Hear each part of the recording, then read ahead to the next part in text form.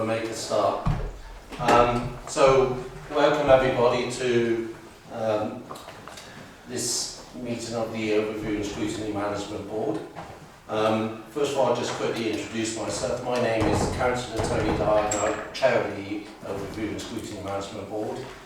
Councillor Mark Waxall is the Vice Chair of the Board. And then to my right, I have Stephen Peacock, Chief Executive. And to my left is Lucy Fleming, who keeps us all under control. I'm not going to go around and introduce everybody. When we get to each section, I'll allow people to introduce themselves. And what I'll say to councillors on the board, as you come in for the first time to ask a question or make a point, just quickly say who you are. We don't have full video today. We do have audio, however, so what I'll ask you very nicely, please, to make sure you use your microphones when you ask questions. Storm killing is having effects all across everywhere at the moment. So that's introductions. Safety information.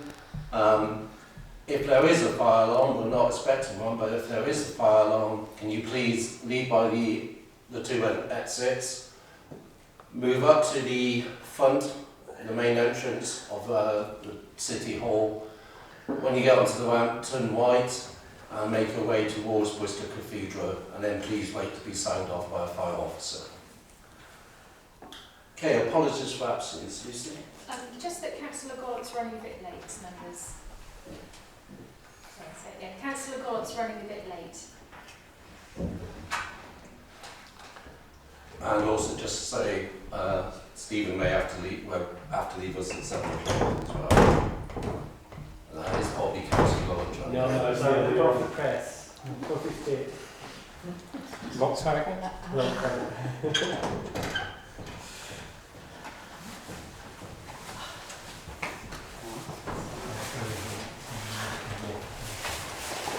Okay. Thank you everyone. Moving on to agenda item number 3, declarations of interest. Do I have any declarations of interest for the meeting?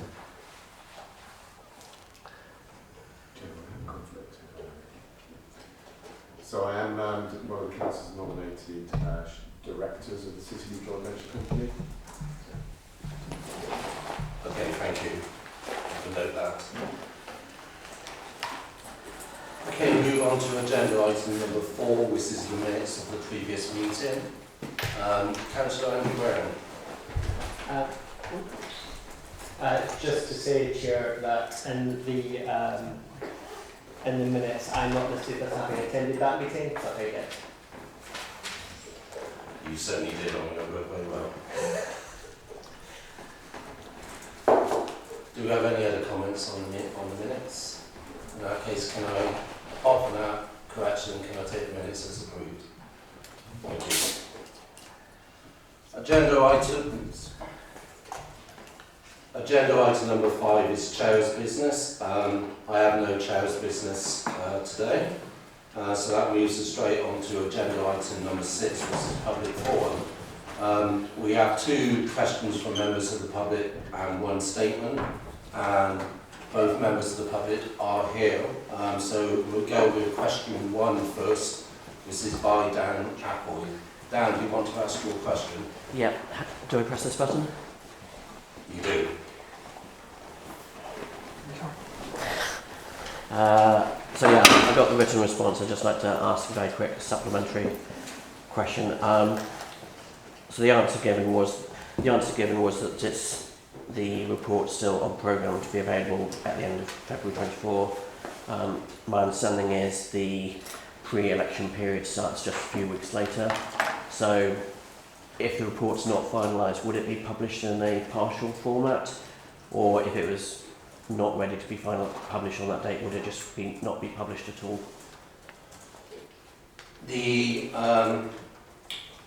We'll be having an overview and scrutiny management board meeting, and that report is expected to come to the overview and scrutiny management board. At least part of that will be public, but that will be determined by myself in discussion with officers and relevant people, rather than being determined by the election period. Cool. I don't know how to turn this off. Second question is Sid White.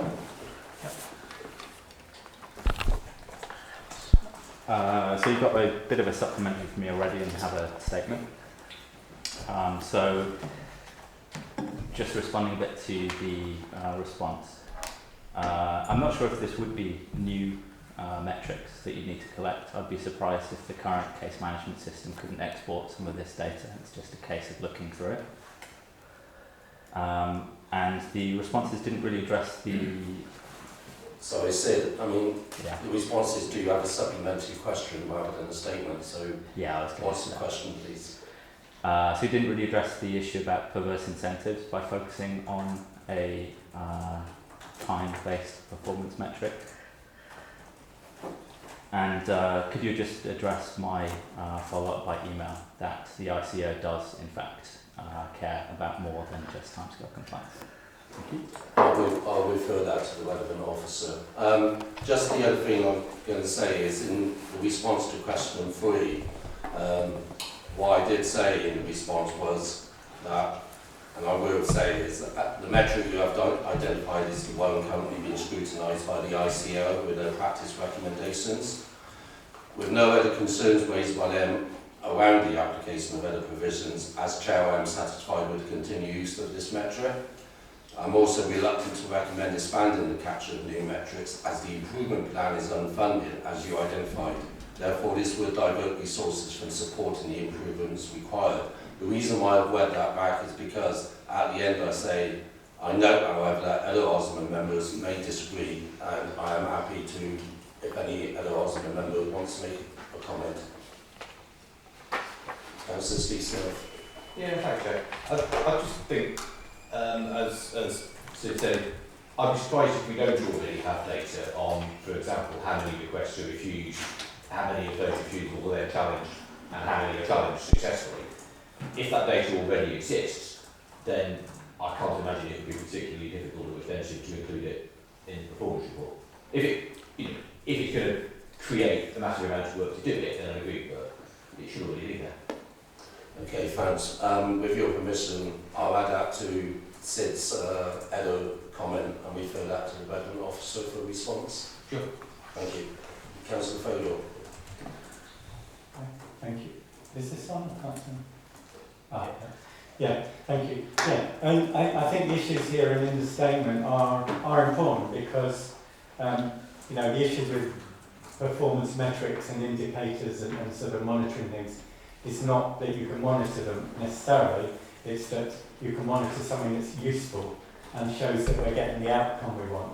And if the outcome is no one has to make FOI inquiries because the information's there, then we want it to be as low as possible, for instance. If we want to say, when they do ask it, they get the reply they need because we're cooperative, then we want something that indicates that. And I know it's difficult to get some data, but as was said, there could well be appropriate data, but what matters is that we get the outcomes that are positive for transparency and responsiveness to the public, and I hope we can do that.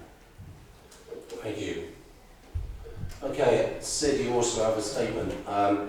You do have a minute, and your statement's quite long, so you might want to do your best to paraphrase it down to a minute. To be honest, I didn't really understand the difference between the two, so I've said what I'm going to say, and thank you for discussing. Okay, thank you, no problem.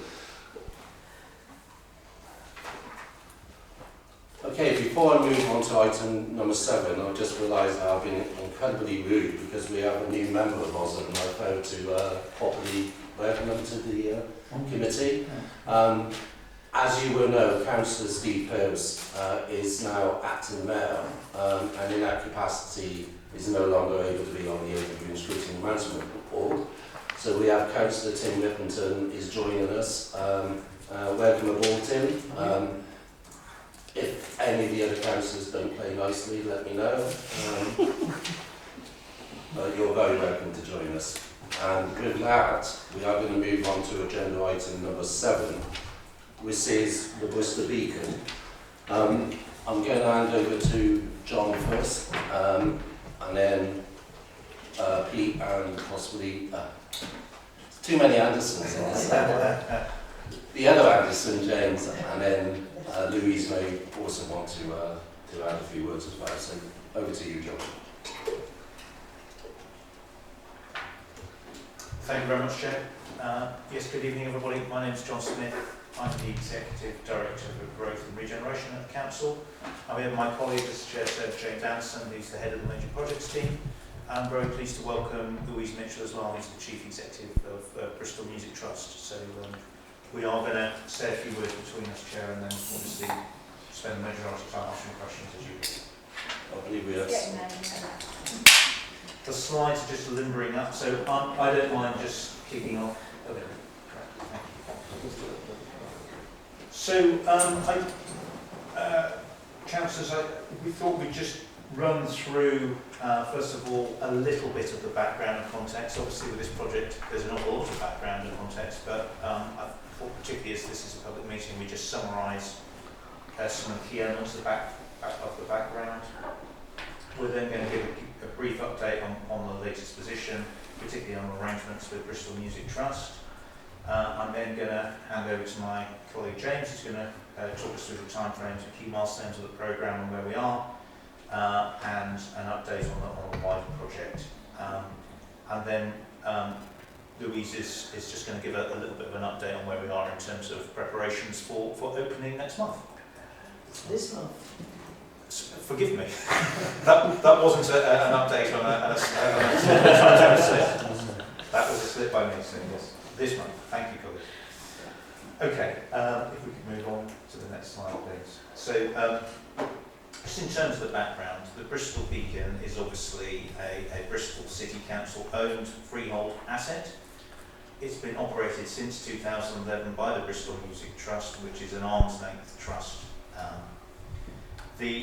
There was a detailed paper that was approved by Cabinet in January, and that was to proceed with the completion of the Bristol Beacon project at a total cost of £131.9 million and a total BCC for Bristol City Council contribution of £83.9 million. The paper also referred to the earlier KPMG report that summarised the economic contribution of a restored Bristol Beacon. That's somewhere between £325 and £412 million over a 20-year period. It is worth, as I said, I'm not going to dwell too much on the history, but the costings I've just set out there are a significant increase from the original capital plan. Originally, the council was going to make a contribution of £10 million out of a total budget of £49 million. So this is obviously a significant change, caused primarily by factors that have affected all projects of this type, such as inflation, but also by the particular circumstances of the fabric of the Bristol Beacon building. So, of course, everyone knows that those challenges have come at a time of significant financial pressure for the council as well. So the other amount of context I wanted to say that we've been in significant discussion with Bristol Music Trust about how to best structure the ongoing arrangements with them, given that significant change in the nature of the project. So there have been a number of discussions about the relationship and how we can work together going forward. So I'm delighted that several weeks ago now we reached agreement in principle about how we're going to work with the Trust going forwards, very much focused on achieving our date of the 30th of November this month. So this is clearly an important moment for the council and the city to have Bristol Beacon open again over a period of several years, and it is something that we've worked in partnership with Scrutiny Audit and Audit colleagues throughout that period. So I was just going to deal with the high level of the elements of the heads of terms, which we've mentioned. That's correct. Thank you. Thank you. So the key element of the agreement that we've reached with the Bristol Music Trust is that we are no longer going to pay a revenue subsidy on an ongoing basis to the Trust. That's a saving of some £3 million to the council. We've also agreed that there will be an £8 million deemed sum which will be repaid by the MT from surplus subject to agreed criteria. We've also agreed and built on the existing open book accounting and engagement through the BMT board The other two elements of the terms listed there, which I'd flag, is that if after 2 years the Bristol Music Trust is unable to meet its commitments, we've agreed that we will sit down with them and with funders and review the operating model. And we have also agreed with them, and in fact I should say this has been welcomed by the Trust, that they will annually come and account to the Council and to the City about how things are going at BMT. So those are the key elements of the existing relationship, or the future relationship that was set out. So we don't mind moving on to the next one. I'm going to hand over to James now to talk about where we are. So I just included this just to provide a couple of key lasting dates which are worth noting. First one, to John's point where we started, the official opening night is the 30th of November, and we are on target to do so, and so that is the first large milestone. The other one really that I want to flesh out here is that there is a 2-year grace period to allow the Bristol Music Trust to establish their business and their charity back into the building, after which the repayments will start to be made subject to the criteria being achieved within the exit terms of the contract. So those are the key things there in terms of time frames. Obviously there are a number of works that will still be going on around Bristol Beacon in the year after full opening. There's going to be drainage works and the road behind, some landscaping and some things in the public realm, but these are all peripheral to the ability of the building to open and to start to perform at capacity.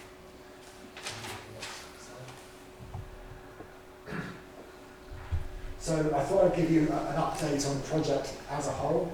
So the project has never been in a better state than it is now. There is huge amounts of activity happening on site, with hundreds of people applying finishing touches across the building. All of the building systems have been installed and are being commissioned at the moment, so people are online, so all of the life safety alarms, technical systems and so on. There is support in place to provide the Bristol Music Trust soft landings as we move through the autumn season into the spring, because inevitably opening a new building there will be issues, but we're making sure they've got the resource and support on site so that the experience for the public is the best it can possibly be. I'll let you speak to this when you come through, but the feedback is that the building is something very special and it'll be a really, really significant asset for the people of Bristol. So that's the sense that we're getting. Test events are being carried out now, so there are people going into that building in a controlled manner, allowing the Bristol Music Trust to test how the systems work, getting people in and out, getting a sense of how the building's going to manage. And it's really giving us a real sense of how close it is to the grand opening, and it's really, really positive to see. I think you've probably got 900 people attending for a session this weekend, haven't you? Yeah, most of them very young. Yeah. We have got a lot of junior string players coming this weekend. Yeah. So really significant. And I think I finished up here by saying I think we're in a place now where the relationship between the BMT and the council is in a really good position. There's a sense that we know where we are, and we're working towards a joint end goal. Now, I put some photos in. Now, I put this together 2 weeks ago. So I re-looked at these photos just a minute ago, and I've realised that they now look quite old because things are moving really quickly. You may have seen on social media from Mr. Beacon, there's actually photos up of a band on that stage now with people in the stadium in the season. So I just wanted to give you that as a sense that the building is really coming together, and hopefully you will have received some advice to Okay. Yeah, please do. Good. I suppose I'm Louise Mitchell, Chief Executive of Bristol Beacon. I suppose I'm here to personify the fact that we have a good relationship with our colleagues at Bristol City Council. And before I say anything else, I'd just like to say a profound thank you on behalf of the trustees and staff at Bristol Music Trust, and indeed all the musicians of Bristol and the South West. I realise that it was not an easy decision, and it was a very difficult set of circumstances that made it possible for you to vote the funds to finish this building. I can also say that it looks absolutely amazing. We had people in at the weekend practicing, as James has said, and they all just said it's so beautiful. So I don't think anybody will go in there and say, well, where's the money gone? It functions really well. We're very, very proud of it, and we're looking forward to producing great events for the City of Bristol. We take our civic responsibility very seriously. We're there for all people and all kinds of music, and we look forward to welcoming you. I will do a little housekeeping thing at this stage.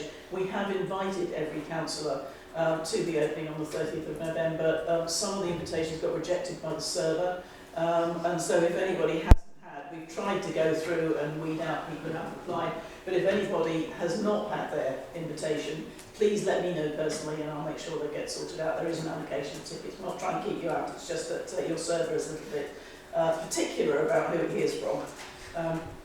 So I suppose the other thing I would say is here we are as a music trust.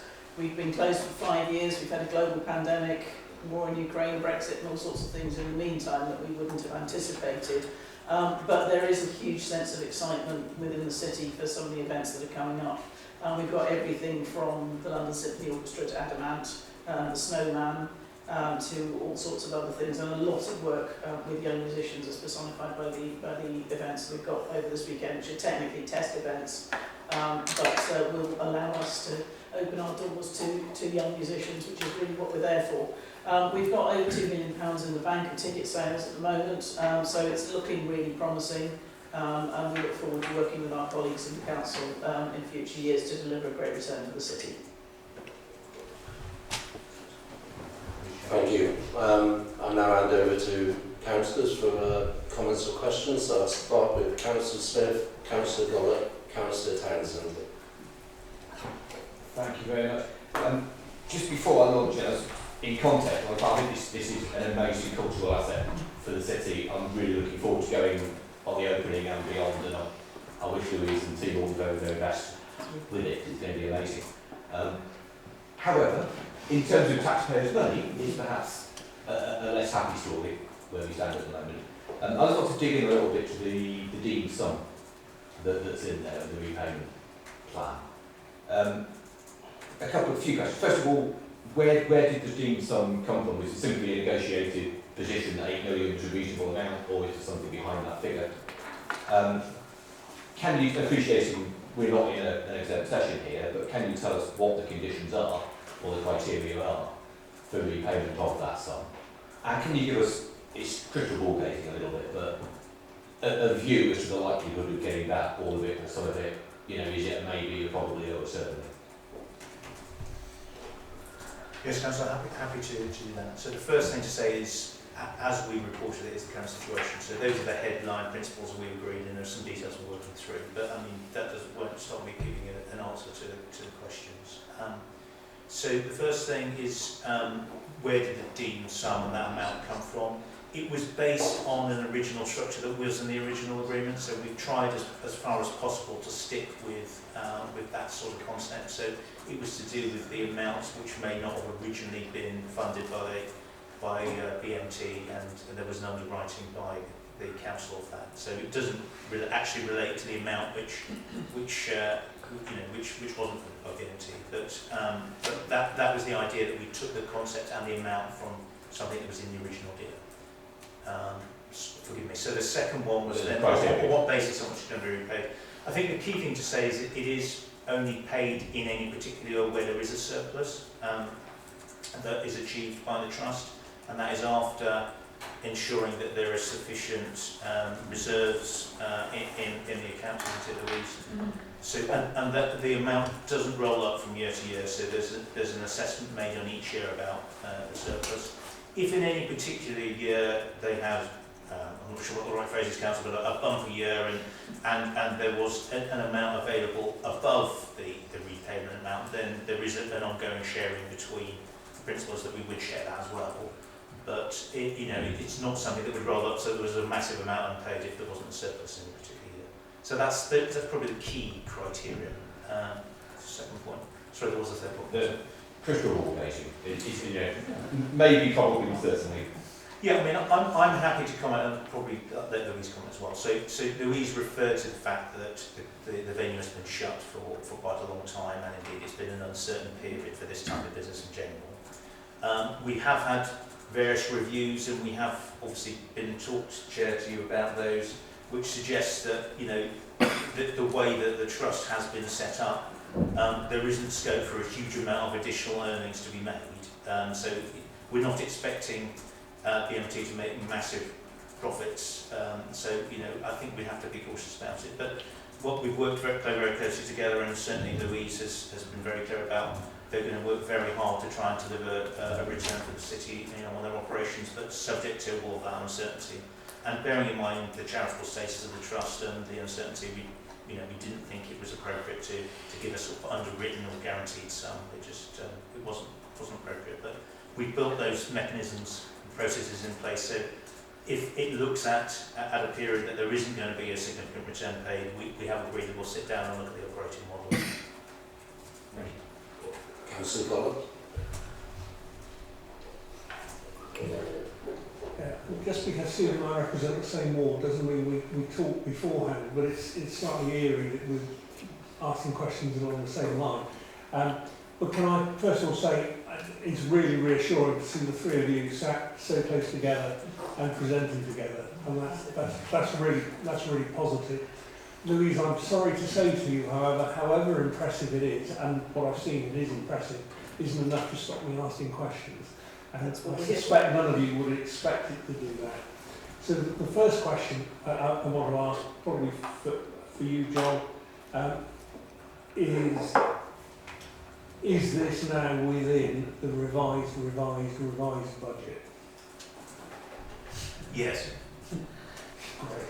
That's really reassuring. Now I read slightly ominously the comments about. Jack, is your microphone on? There's some interesting green lights flashing. Do you want to take Steve's?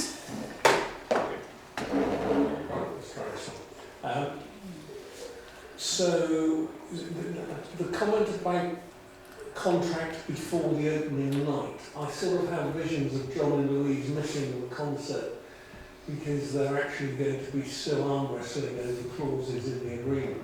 But it all sounds a bit like sort of EU negotiations, and I sort of like to think that it was going to be done well in advance of that, and realising that we're only about 4 weeks away now. I'm just concerned, and is that going to be resolved in an amicable way? I mean, I'm very clear. Louise and I sat down and thrashed these out, and we've agreed the key terms. I hope we will convert it into a fully binding contract by then, but and we're working very hard to do that. It's not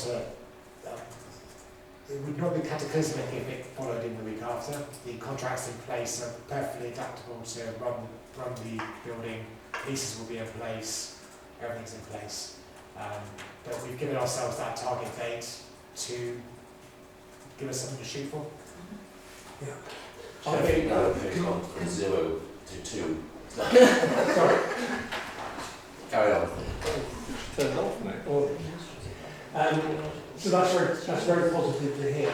But I wanted to also ask about the deemed sum, because the deemed sum is a very small sum in relation to the total cost that the authority is paying out.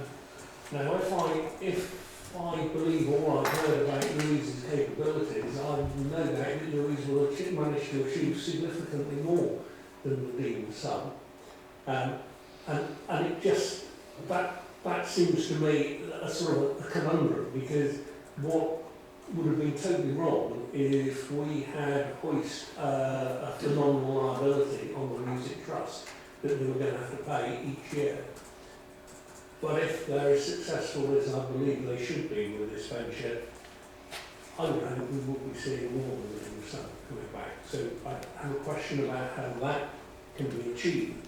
But I'll link that in with my final question for now, which is about the valuation rather than the economic valuation of the building. because the notes to the authorities' accounts in past years have effectively said that any spend on the Bristol Beacon had to be written off because of the peppercorn rent over the 30-year period. So what will be the carrying value of the Bristol Beacon? Will it reflect the money that's been spent, or will it in fact reflect the value of the peppercorn rent for 30 years? Thank you. So, Councillor, I mean, you may be right about future returns, and I hope you are that the venue is a complete success and that happens. I mean, we have reached agreement on the terms as we have at the moment. There's nothing to stop us having future discussions, and if that is the case, about how we work together. Clearly, we'll still be the freeholder, and BMT will still be the operator on that basis. So, but we're not proposing to make any further variations at this stage. I think we'd both have perhaps a bit of palpitations if we did, Louise. So in terms of your second point, it's something, it'll be a matter of how it's dealt with in the council. We'll have to follow up with the finance team, Councillor Gordon. So we will do that, of course. I'm not aware of any change currently anticipated, but we will go around that point with them and get you an update. So if Osmond could have some clarity on that, because I'm guessing that has to be, that will be being resolved as part of the 2023 accounts, maybe already is resolved, but I would like some, I would like, and I think other members would like some clarity on that. Thank you. Councillor Townsend.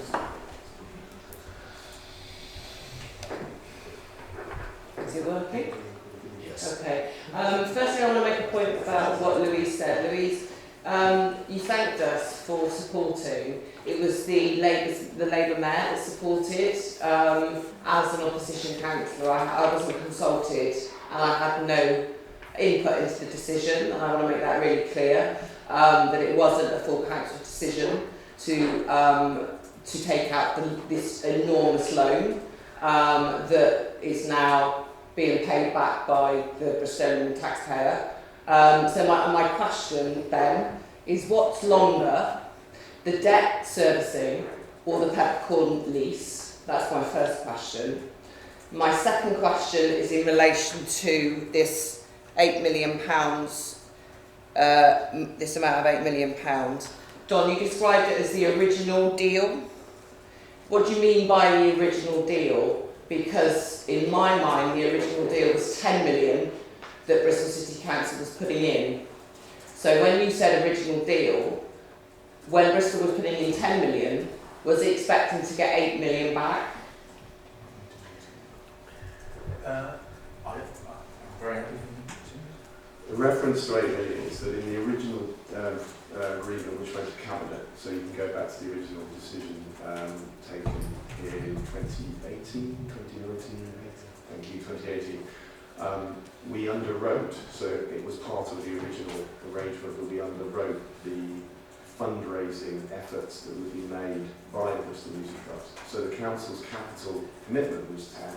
There was an underwriting which was all set out in the original paper. So I think John's referring to that original concept, but using it in effect to provide some sort of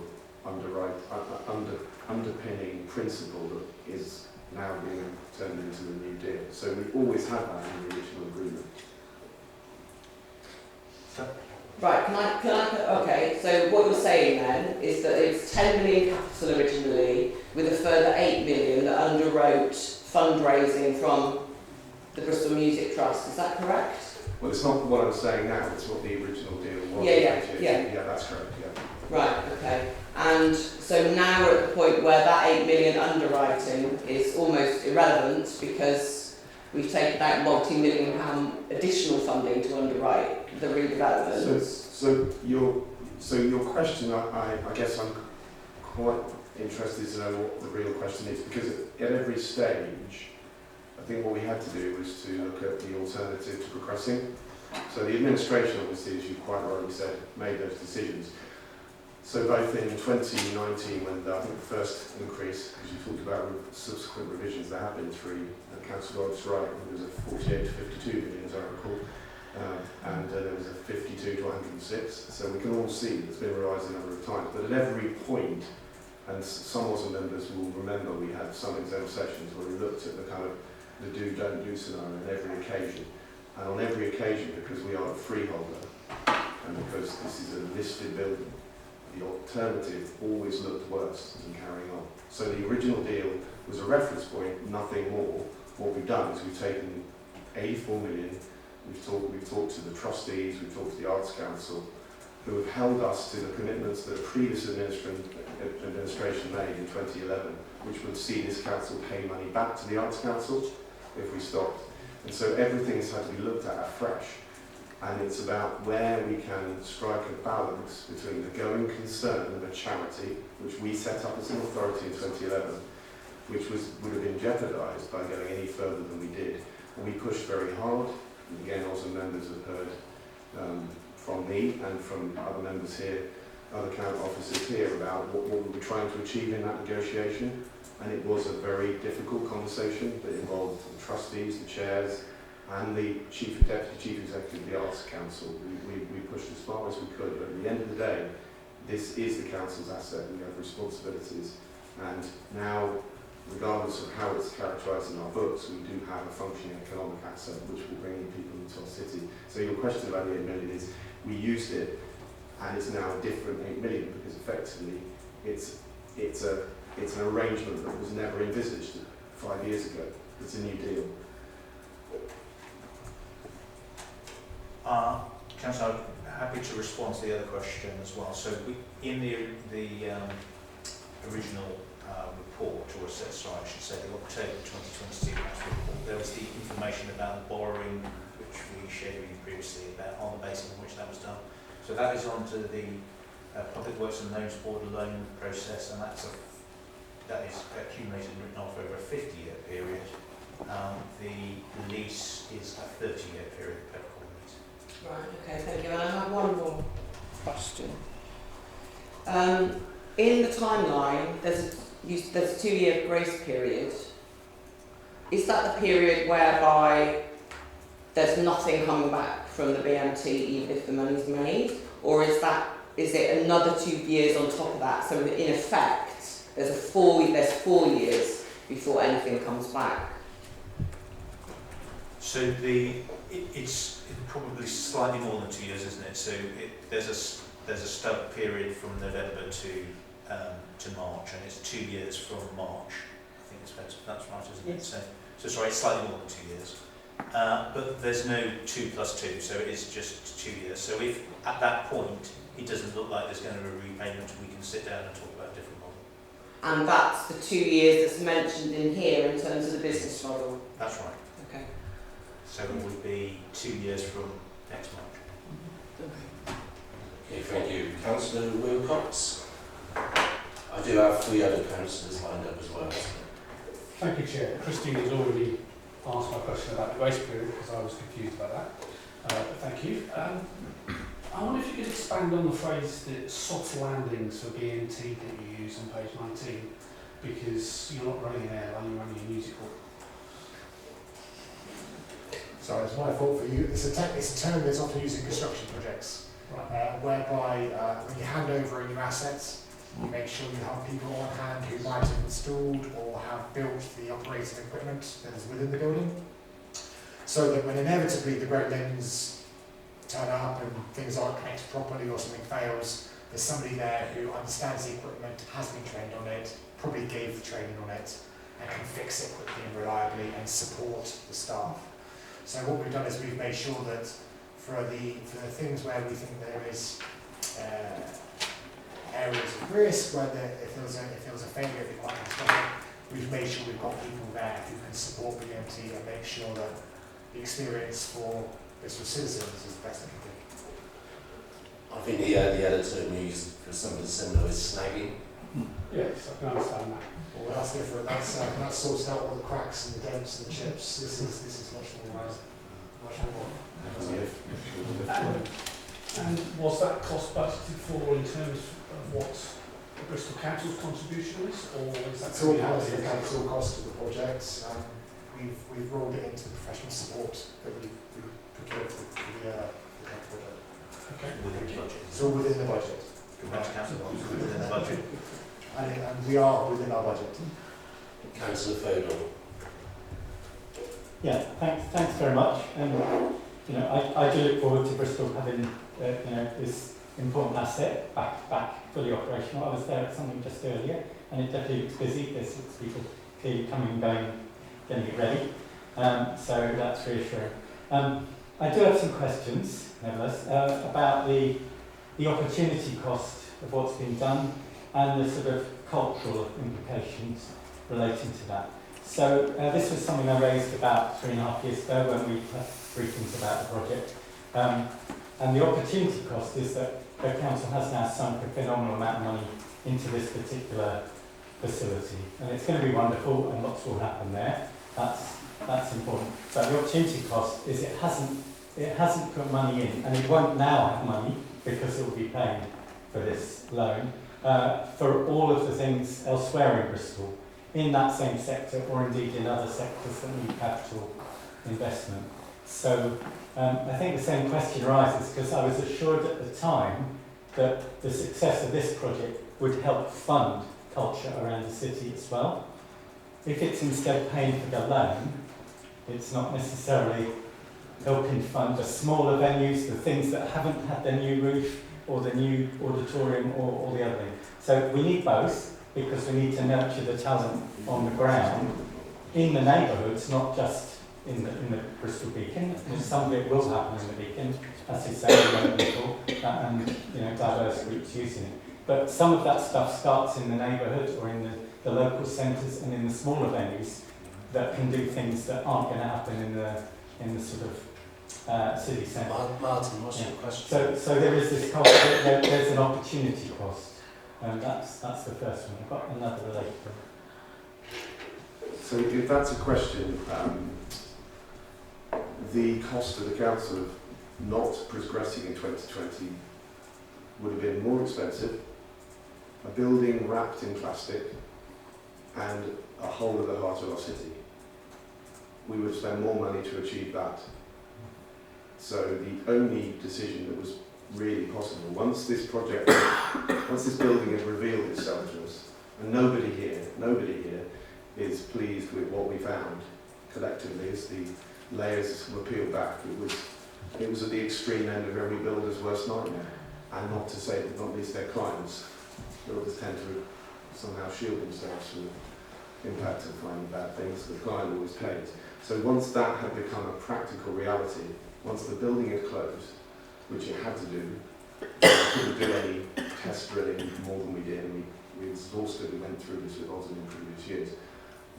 Every turn we looked at what could we do except carry on, because this is a huge amount of money.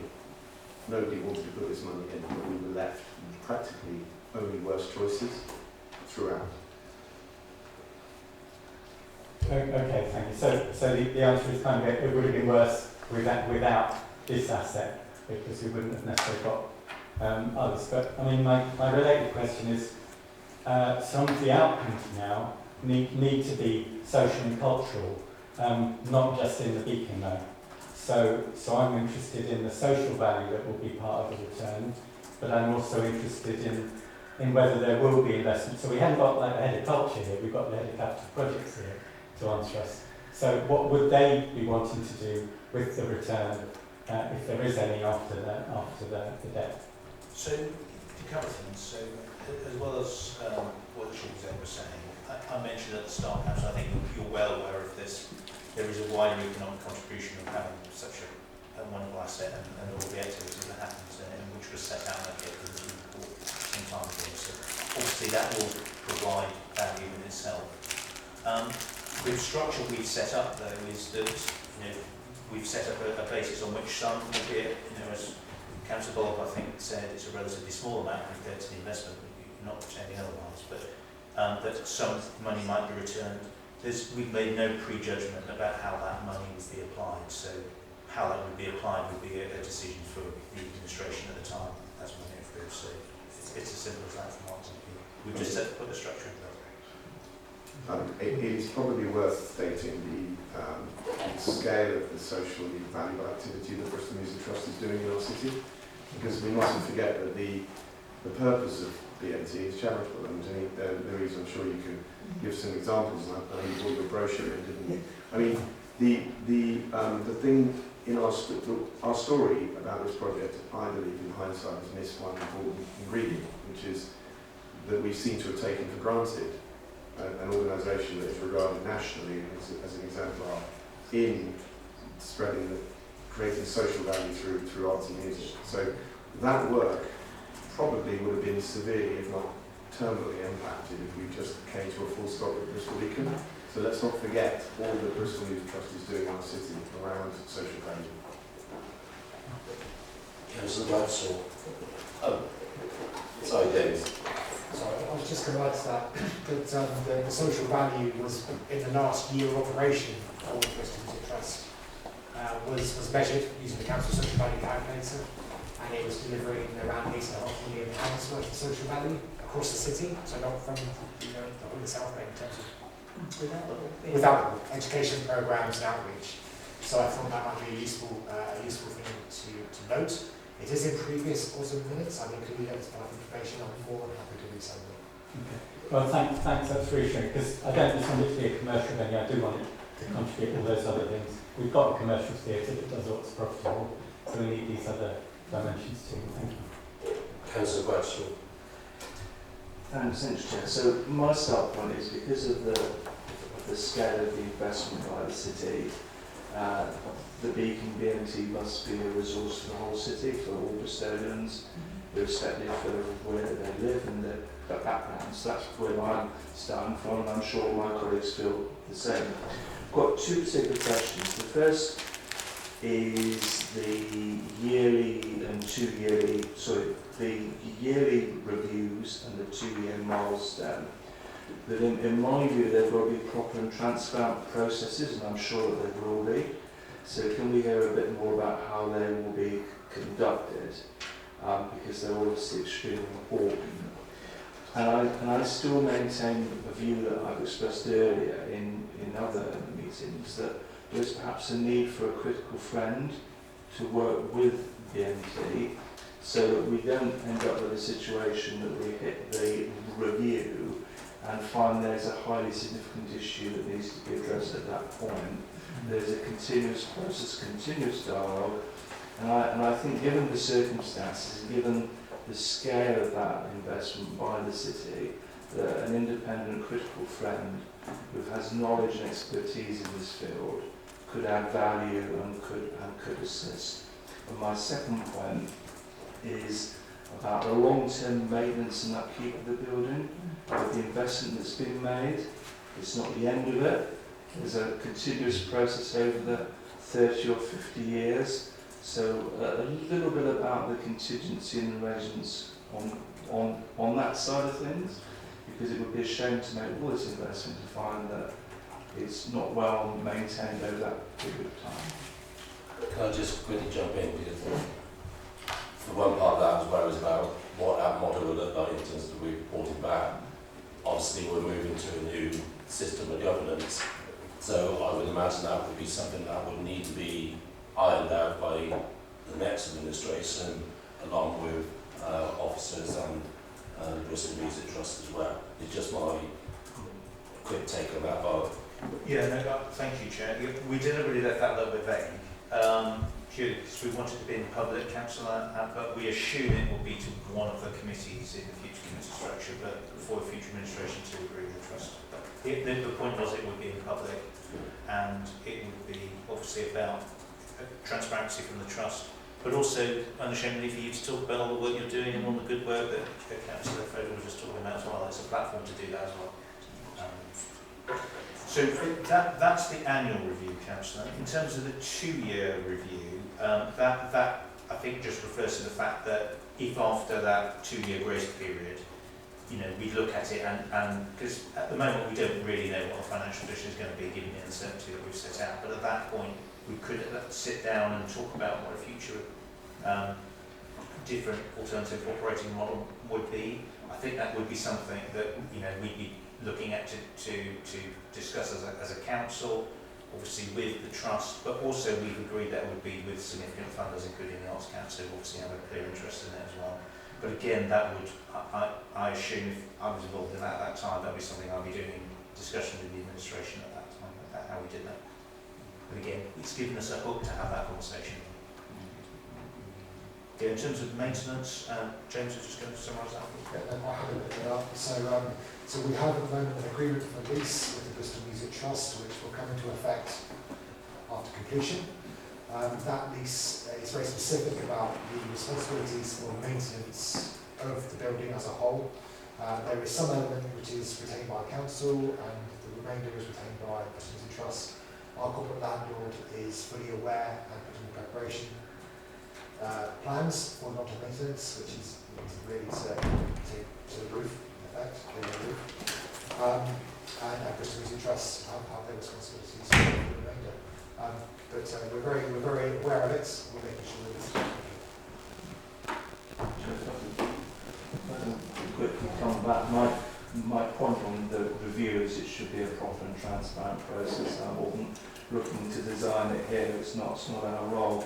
But I do hope that you will consider the notion of a critical friend if that's the correct term, because I think could add some value here. Shall I answer the critical friend bit? Yeah, I mean, as an independent charity, we are scrutinised by our own board of directors, by our audit committee, by the Arts Council, and by a significant number of funding bodies that we apply to. However, if that's something the council wishes to instigate, then we'll have that discussion if that happening. Well, Councillor Whippington next, and then Councillor Brown, and then I'll come back to the Councillor Wilcox because you've already had a go. Thank you very much. Lewis, thank you for the invitation to the opening. I'm afraid I'm not going to be able to come, and I'm probably the only councillor here who can say that the reason for that is I'm going to be playing a gig in London on the same night. But that does mean that I have a great interest in the musical value of this building particularly, and I'm really interested to hear what you'd say about the other way, other than the big events that you're going to have there, the other ways that you're going to use it to inspire sort of musicians and people like that within the city. I've also got an autistic son, and I noticed that you're doing quite a lot of stuff around sort of music courses for disabled people and stuff. And I'm hoping you're going to be doing that in the Beacon, so because your surroundings do inspire, don't they? People, so if they can get into it. So I'm interested to hear that. I do also have a finance question, because that's, everybody has to have one of those. John, you mentioned the revenue subsidy, and I think you said 3 million. Is that something that we were paying before? And if so, when did we stop? Presumably we've stopped paying that because it's not been going, but is that 3 million annually that we would be getting back, essentially? There was an original profile that was set out. We talked about the original deal with council quite a few times. So there was an original deal which set out all of these things, which, given the circumstances and the increased contribution from council, we've renegotiated effectively. But no, there was an annual profile of payments that we were. So we were expecting to pay going forward. Yeah, it wasn't 3 million a year. That was 3 million total over the period. So it was something like take it down from something like 500,000 a year over the period. Okay. If I can reassure you about the breadth of the programme, and we've chosen to open with the local, the nationally profiled but local resident orchestra, Power Orchestra, which is an orchestra of able and disabled musicians based here in Bristol. So we've chosen that as a particular thing that belongs here. It's important to me that the programme belongs here as well as being of national and international significance. And I draw your attention to the second event, which is on the Saturday, which I think is the second, which we call the housewarming. And I think there are something like 50 different community groups coming in at that point. It's completely free. It goes from 11 o'clock in the morning till 2 o'clock in the morning the next day. And with that is a programme deliberately programmed to entice, excite and inspire the widest range of people that we can possibly get to. So that's what we're there for. That's what we care about, and that's certainly something that we will seek to continue through the challenging economic times that we will have, having to make up the loss of revenue. But we've accepted that challenge, and I think I'll be proud to be coming to account in a year's time to the successor for this group or whoever we have to account to. And it was also not been mentioned that we're very open with our accounts, but we have. Louise, I've just noticed your microphone is off. I don't know what's. It's flashing in the same way that Councillor Gollops did. Here we are. There we go. I beg your pardon. Yeah, I mean we are very open about the way we conduct our affairs, and we have. The council has the ability to have 2 representatives on our board, including 1 representative on the audit committee, which we offered in good faith, just to show why we're doing what we do and how it works. We're not hiding anything from anybody. Our job is to spread unity and joy through live music, and we want to do that to the very best of our ability. Great, thank you. Can I ask one, Tommy? It was well known that the building was in a terrible state, and I know that the backstage area really didn't do justice to any other sort of acts that we would want to come to our city. Have you had feedback from agents and management about what it's looking like now, and whether they're more likely to come as a result?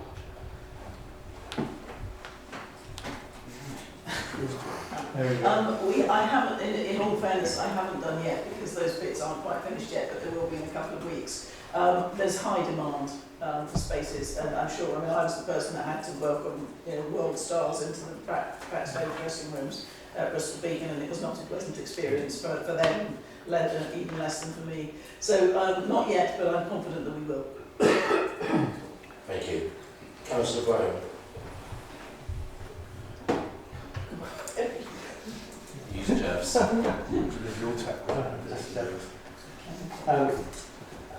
Yeah, thanks, Chair. I note that the 30th of November is St Andrews night, so I'm hoping there's going to be a paper as well. Most of my questions have in one way or another been answered so far, but I do have a question about our representation on the EMT boards, which I believe we have entitled to 2 members, but I'm not sure we've got the full complement of, and also the new arrangement, what I believe is the new arrangement, to have someone on the Audit Risk and Resource Committee. So if we're not at full complement of those, are there moves afoot to get that in place from the off? I can confirm there are, and we will be looking to get those arrangements in place in time for the first board meeting after the opening, but we're talking to the administration just to confirm that right now. But absolutely, given the significant investment, yes, we know board members have a fiduciary duty to the interests of the organisation, but it's entirely appropriate for whoever sits on those boards to also remember that they need to protect the council's investment. So I think there's no conflict or contradiction between those things, and so we will be taking both seats, and those will be important roles, as will the role of the audit committee. Well, Councillor Wilcox, you can have the last question, and then we're going to move on to the next item. Councillor Brown has asked the question that I wanted to ask. That's actually the piper. I'm not Scottish. Okay. Just say thank you to John, James and Louise for coming along. I think some of us will be on now on November the 30th. I did get my invite. It took me 3 days. Yes. Clearly some of them in the system didn't want me to go, but I will be there. Look forward to it, and also look forward to it being a successful event both now and going forward, because it was a lot of public money, and we do need to see some of that coming back, and also to see it benefit as across the city as well. So thank you very much for coming along. Stephen, I think you're leaving us as well. Agenda item number 8 is City Lead. I'm going to move out of the way in a moment, and then I'm going to pass over to the other Anderson. Do you want to move that? They'll not be late, honestly. Okay, we're just going to shuffle up if that's okay. Yeah. John's staying with us as well, and we also got the cabinet member, Councillor Carter, as well.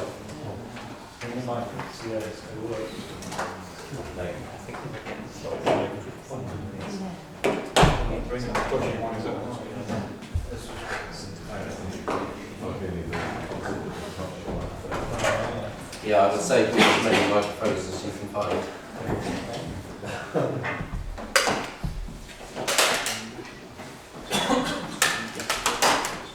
So, thank you, Chair. So, as you said, Councillor does here as a cabinet member. Probably have to hand over to you, Clark, if there's anything you want to say or introduction. I'll just say Pete and I here as the strategic client leads, but obviously guys here as the cabinet. Yeah, no, I'm just, I've had a chat with Pete, so I'm just beforehand, so I'm happy for Pete to sort of drive the presentation, and I'm happy to deal with any questions that come my way in terms of particularly more political questions or, well, anything I can help with really, but Pete's in charge of this one really tonight. Nice to see everybody. I think we saw It's not on, Pete. Oh, You got hold of time? Yeah, it's good. nice to see everybody. I think we saw each other recently on the waste briefing. Got an apology from Helen Reid, who many of you will know, who was the lead solicitor for Italy, who is really poorly today, so she couldn't make it. I was trying to get a live feed through, but unfortunately she's not making it.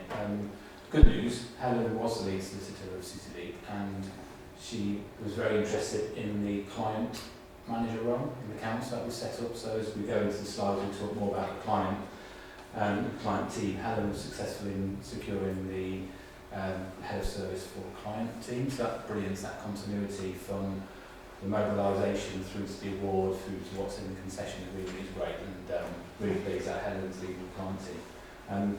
I think the deck's already been shared, and there's a number of slides at the start of the deck which do rehearse and do cover off quite a lot of information which you would have been cited for before, which I know I came to us on as we're going through pre-award and mobilisation. The only thing I'll say is Councillor Whippington is new to the committee, and Councillor Smith, Councillor Brown and Councillor Townsend are relatively new. And that was why I included them in the deck, just because I thought there'd be some context there in terms of what we've done. If we just yeah. So this won't be new for all of us, I'm sure. But it was just to remind people where we are in terms of what we've done. Yeah. And I think in terms of just reminding ourselves in terms of what we did award, it was a 20-year concession with an aspiration and commitment of 1.1 billion of low energy carbon infrastructure in the city. That third point in relation to investment to date and leverage the local knowledge. We also need to just remind everybody, if you weren't aware, that as part of the stand-up of Bristol City Leap, which Amoresco led as the lead company within partnership with Vattenfall, we took it across 33 of our energy service teams, so that expertise that had grown with the development of our infrastructure, particularly heat and our some of our large renewables from the energy from the solar to the wind. That team moved across, is based in Bristol City Leap, and they've now set their offices in Victoria Street, 101 Victoria Street, which is next door to Temple Street, if you're not aware. So that's great to have that close proximity. Once again, why do we do it? Carbon neutrality, of course, net zero, leadership in this area, but also addressing that climate emergency. And ever since we started and set up City Link, we have got a lot of interest, and some of you may be involved in conversations with other cities or other areas, and a number of councillors have put other councillors in contact with myself, and I know the councillors have been involved as well, and there's excitement around replication and other things. Clearly, we know we need to deliver this, which is our primary focus, but there's a lot of interest both internationally and nationally, and some really interesting work happening with our core city neighbours as well.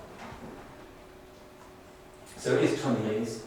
It is partnering with Vattenfall and Amoresco, and we set it up in January.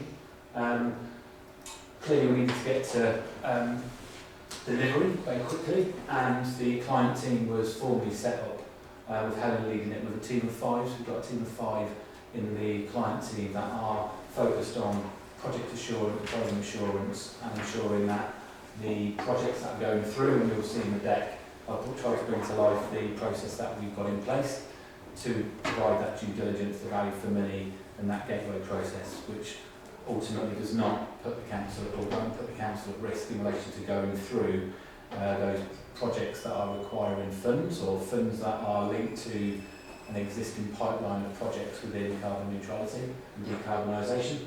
And that client team, as I said, was set up formally probably in May, June when we got that team set up. So that's been really, really good to then also introduce a gateway process, which we'll talk about.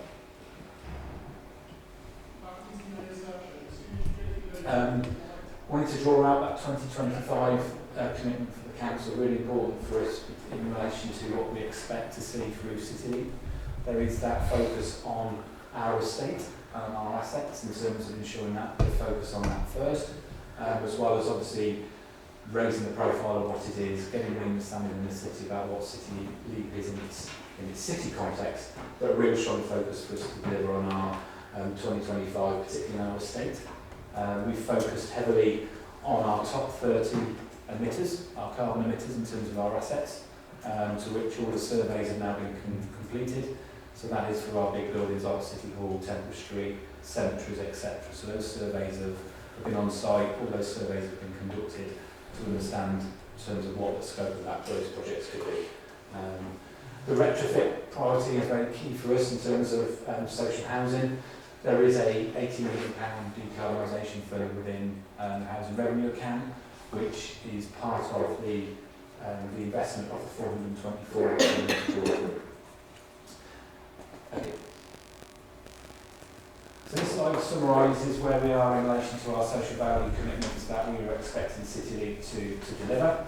I just wanted to draw out a couple of things to bring you up to speed. We launched the Community Energy Development Fund last month. Already we've had 37 expressions of interest, which is great. 2 projects have been agreed, one linked to the Woodstore project and the other one linked to Windmill City Farm. So we are working through to look at what those projects are, and hopefully more will come through. Vattenfall and Amoresco have done a lot of work in relation to economic skills, and there's a schools programme being about to be developed by Vattenfall, focusing on workshops around heat networks, heat modelling. And also one of the key areas for us is around supply chains, particularly in the heat sector. So there is a supplier day that we are actively promoting for the 22nd of November to generate interest and also to develop interest and skills. Okay, so what is the client function? So this slide split into 2.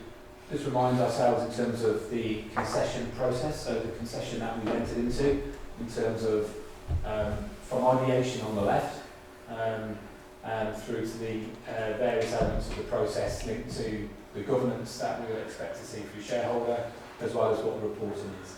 The next couple of slides go into a bit more detail, but this slide here on the bottom talks through a process called project acceptance criteria and process, where we're able to challenge, I guess, not only our colleagues in relation to the council, who would be the service leads for the variety of projects coming through, but also Amoresco and their partners ensuring that their projects are doing as what we would want them to be as per the bid.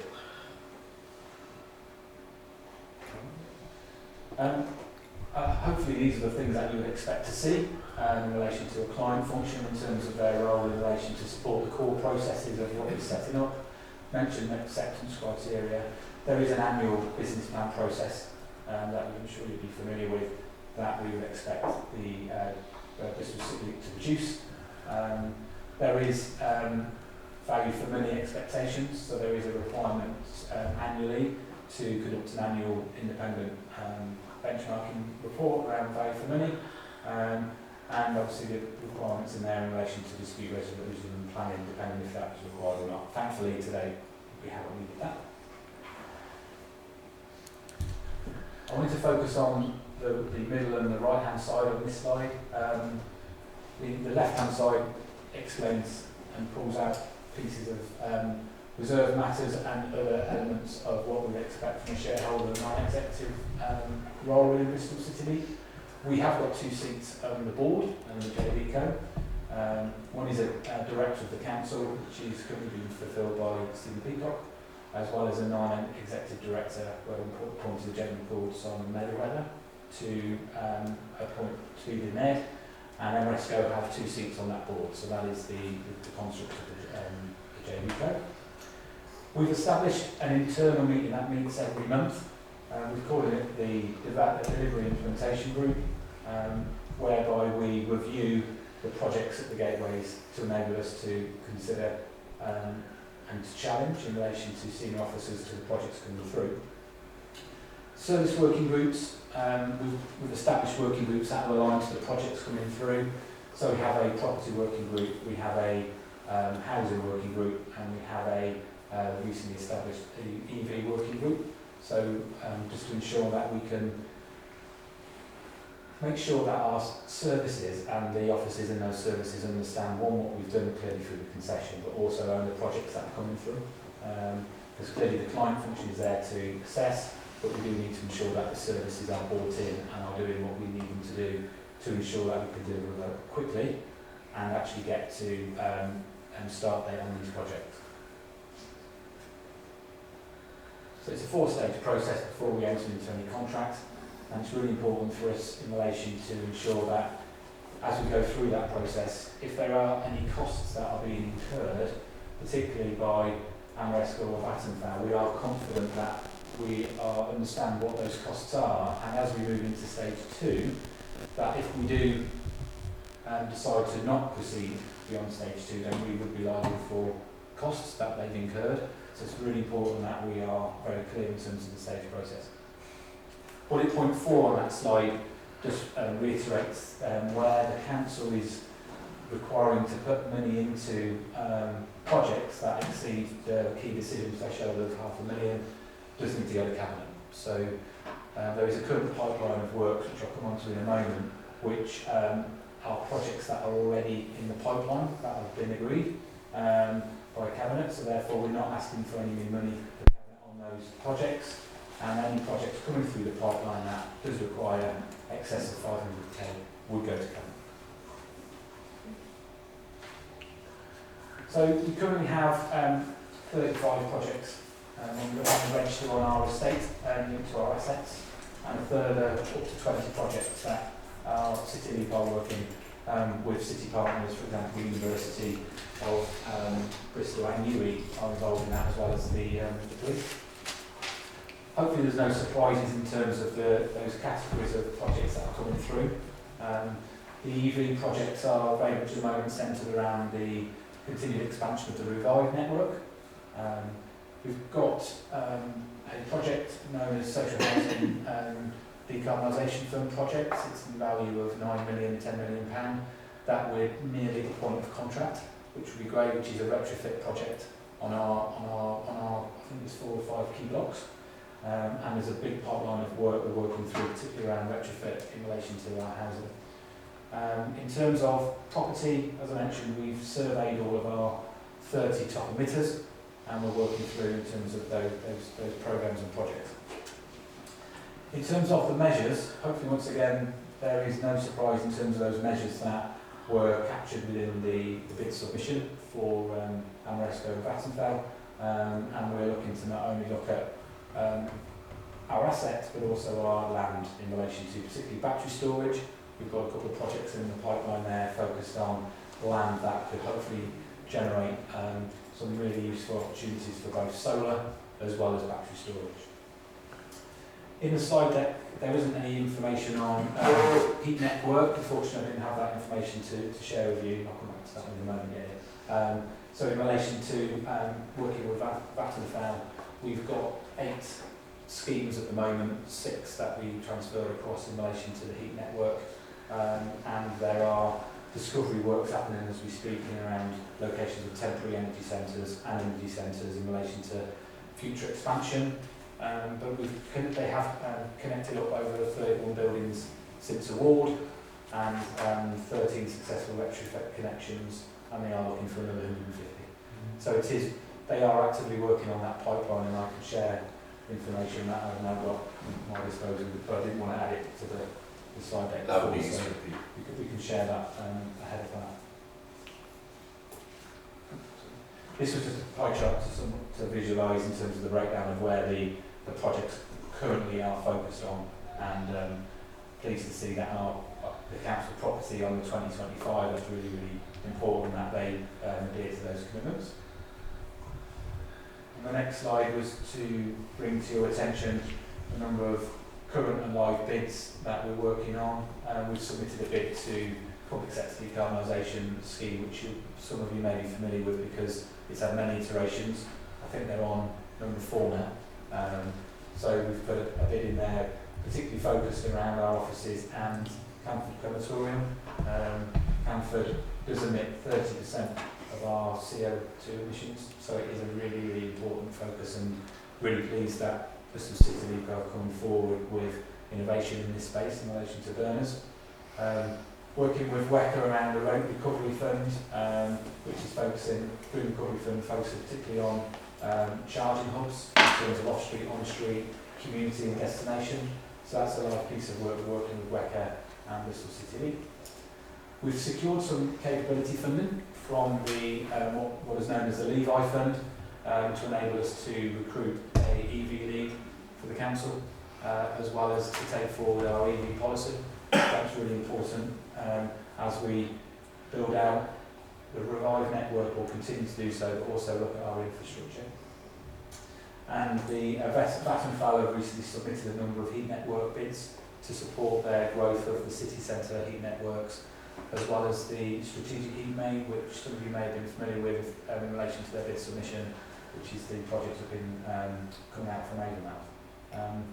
And they've also put a bid in recently to Sports England in relation to working with our leisure team in relation to opportunities. So there is activity both in project ideation through to delivery, as well as some really interesting things happening in relation to the bid space. So it isn't purely looking at the council's funds. This is very much around looking at the delivery of our projects funded by ourselves, that's in train, but also looking at the development, particularly of large renewable, where that private financing models will come to pass. I think that's the end. Oh, one more. So in terms of business plan timeline, so we're just at the process where we've received their refreshed business plan. So they submitted their initial business plan this time last year, and we are working this through. We've just received their draft. So November is an opportunity for us with the client team and then colleagues to review their submission, for us to finalise it by the JV board, bring it to an update briefing for scrutiny in January, and then for approval by council in accordance with the concession agreement in February. And I think that's I can take any questions. Okay. Thanks, Pete. Kai, do you want to quickly make a comment? Yeah, sorry, I was taking all the question time. Sorry about that. Yeah, just to say I'm quite pleased with how it's going. I'm thinking, as Pete said, in January we transferred over 33 members of staff. I was over in the office a couple of weeks ago. There's 80 people in the office now working on decarbonisation projects across the city, and I think given the budget situation of the council, it's clear that we would have never been able to do that and have that number of people working on those projects. I think it's right to say the interest outside of Bristol in this model is tremendous. I've been doing briefings for numbers of local authorities across the country. Also, there's international interest in this model. It's one of the first examples of a model that the private sector is interested in investing large scale amounts of money. So there's a tremendous amount of interest. And yeah, it's interesting that the slide on the bids made me laugh a little bit actually, because we have had some issues with some of the grant schemes, because it's absolutely outrageous how they're set up. There's the public sector decarbonisation fund, and the way you win money for that is fastest finger first. So it's like trying to bid for Glastonbury tickets. And I think we put in the bid and the system crashed, and there was another bid, the the so it's a Green Skills Fund. Yes. That's it. And again, that's done on the similar bits, not on the merits of the bid. It's fastest finger first, and I think we missed out on that one.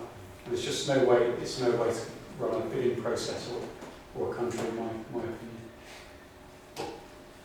Thank you, Guy. Councillor Fodor, I'll go you first on my list, then Councillor Whittington and Councillor Bradshaw. Right, yeah, thanks very much. Really helpful to have this. Lots of information that I was keen to see. Fine, so excellent. The positive side is the sort of growth of activity, and I have been to talk to Vattenfall and the Aresco people, and at the launch of the community fund. And one of the things I wanted to write from the beginning, like over 4 years ago, was that we do get social value out of it, and that the community energy sector, which is particularly strongly Bristol, gets something out of it. And I'm pleased to see those are there. So to me, that's like being listened to, and that's a success. Slightly more worried about the bidding, because with the exception of the sort of passing mention of the university and the large-scale renewables, everything else is a series of public-funded opportunities. And we had a team in the city. They were good at getting those public funds in. They're now not in the council. They're now somewhere else in the client to ask them to do that. But all of the things listed here are publicly funded. So where's the 400+ million that's coming, which I assumed was mainly going to be private capital? Yeah, I'm Pete. Sorry, sorry, but I do have to be here. So yeah, the biggest project, the heat network rollout, that's I think at least a £300 million investment from Vattenfall, and that's the biggest item. And they're going to do that very slow and steady in a Swedish style, but they'll get there. They'll get there in the end. And then the other kind of area where you will see major private sector investment is around the large-scale renewables. And in the business plan, that comes in sort of 2 or 3 years down the line. But I think that it's important to, I think it's important to get projects through the system as quickly as possible. Spend the money that we've got. We don't know what the future holds, do we? So we know we've got the money now. So I think it's a good idea that we spend it, and we get the supply chain development. We get the development of the local workforce, whilst the private sector, large-scale private sector investment is coming in sort of year 2 or year 3 of the business plan. But yeah, the biggest investment, over 300 million, the biggest project is Vattenfall, and that's 100% private investment, but they are also seeking to get grant funding. Obviously, with that, they can do a lot more than they're planning to. They can do with their own money. So just to follow up, so could we have reports that show which parts of the activity are private funded? Because to me that's the big win. If we've outsourced what we had, it's got to be worth bringing that in rather than the rest of them, which is we need to know that the public funding is still going in, that was already going in from WECA and from ourselves. So just jump in, I guess what the quick question is, can we don't need to see every individual. But you want to see the breakdown. Just the breakdown and overall. Is that, would you say that's now? If I may, I think as Chloe said, in the business plan that we've received, that modelling around years 2, 3, 4, in relation to that scale up. I think it's important to note that the expertise in City League to actually put the bids in is there. So we haven't written them on our own. So actually, all of those bids that have gone in, the expertise have been actually worked through from Bristol City League by people they've been able to bring in, as well as the people that took it across. So I think it's important that we want to identify bids that are new, not only from ourselves, but though that private model around a particular large scale will come. But that I guess it's really important also to utilise the money that we've secured by the capital programme before that's potentially lost or is repurposed, and that delivery of the decarbonisation funding internally as well as the 80 million is really, really important. But Vattenfall and Aresco are fully aware of actually that private financing those models, and it is in the business. Okay, great. Yeah, 'cause, I mean, I too condemn the fact we're meant to compete against other authorities to get the little share of public money there is. But we were quite good at it, and we hopefully still will be. You just have to have the quickest finger. You don't need to be good.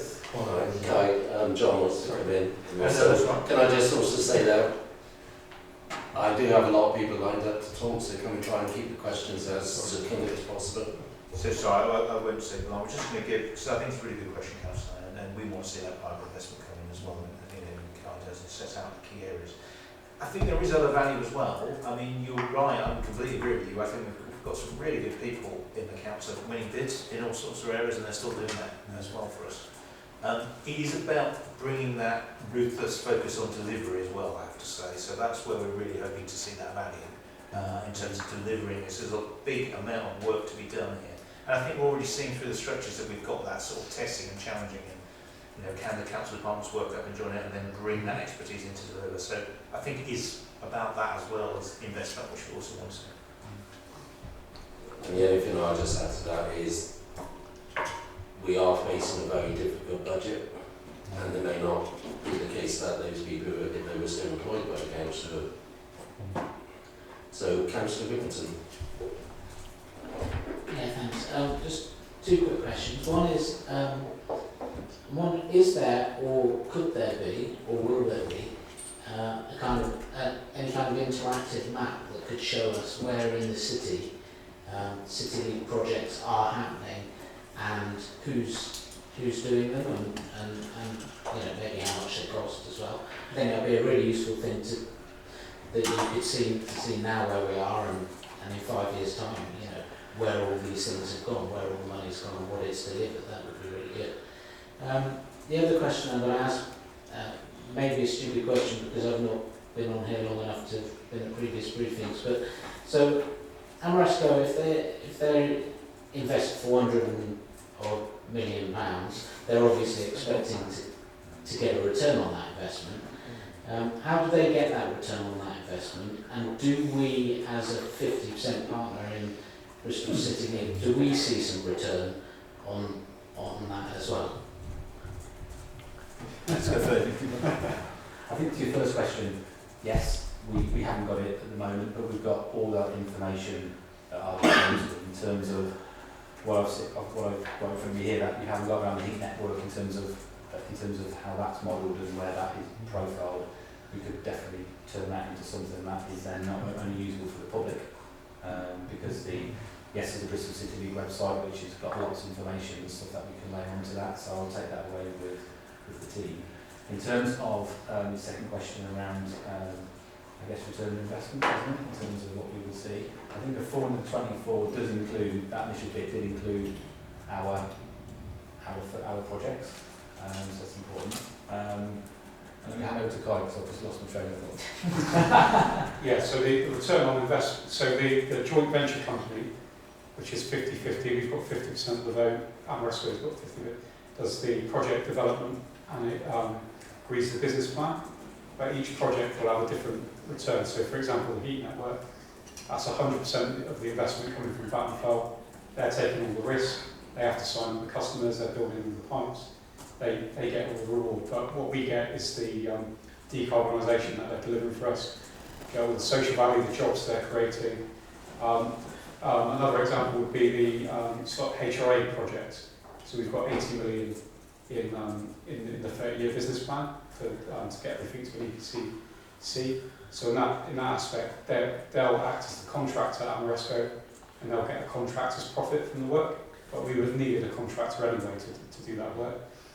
And then the renewable energy projects, we might have wind turbines hosted on our land. So we'll, at the very least, we'll get a rental income from the land, but we may choose to invest in that project ourselves and get a return as an investor. Or we might have some sort of profit share arrangement. But obviously, that'll be done. Each project will have its own makeup. Thank you. It's case by case basis is what. Yeah. Pete. It is in the model to look at contingency, overheads, risk, and the concession agreement was written very much like a development agreement rather than a construction agreement in terms of where that risk lies. And the reason for us to do, an interim concession was for Amoresco and to Vaxval to yes to build that within their budget proposals, but for us to then be able to then challenge them very firmly in relation to where they would be taking their share in terms of the project, depending on what the total of the project was. And I think it's really important for us to look at that, and we do that by the project acceptance criteria. And to look at it, we talk about looking at it from a portfolio approach rather than project to project, in terms of where the gain or the benefit is in relation to where the margins are from the bids that are coming through. That's really important for us to challenge back.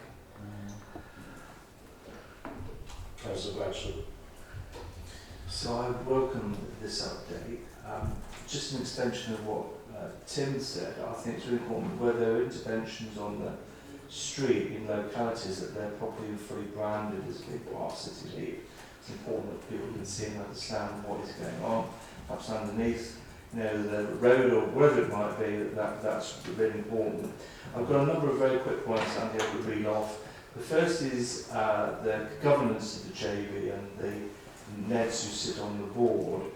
Is that connected to the shareholder group? Is that part of the general array of governance around our city-owned companies? That's point one. Point two is, I know the point was made about skills. Does that include construction jobs and installation skills, working with the city, college and other institutions in the city, because that's really important. When I was more closely involved in the heat network side of things, we were very preoccupied by the number of connections that we were able to make, because that's obviously ongoing with revenue. Pleased to hear there's been a growth in that, but particularly interested to learn how much of that is coming through the planning system and whether there's more that ought to be done through the planning regime and the decision making around planning, just to get more connections in place.